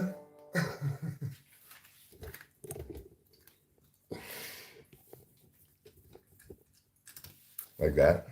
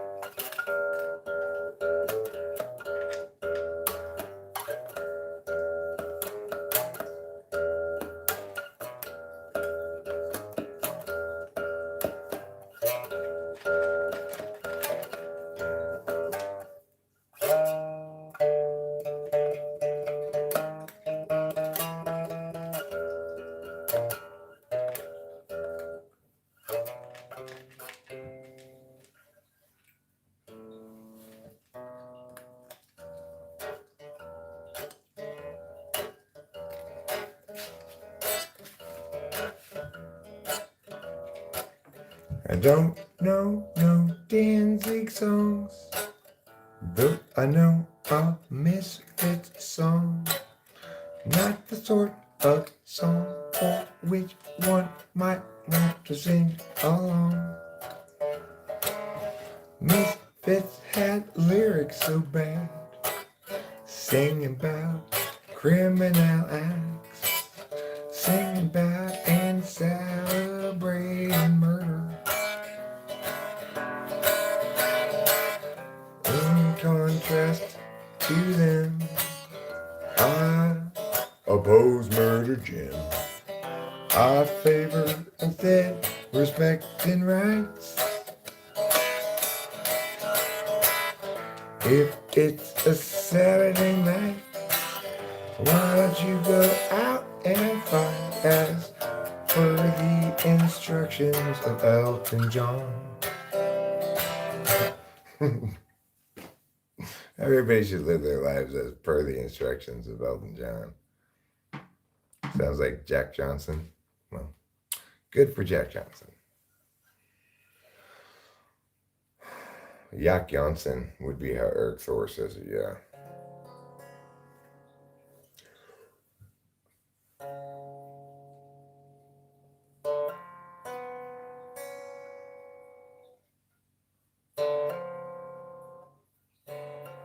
My humbuckers is what I call my balls, actually. I got my fretboard and my humbuckers. That's how I refer to my stick and berries, as they say, in England. England has lots of weird sayings.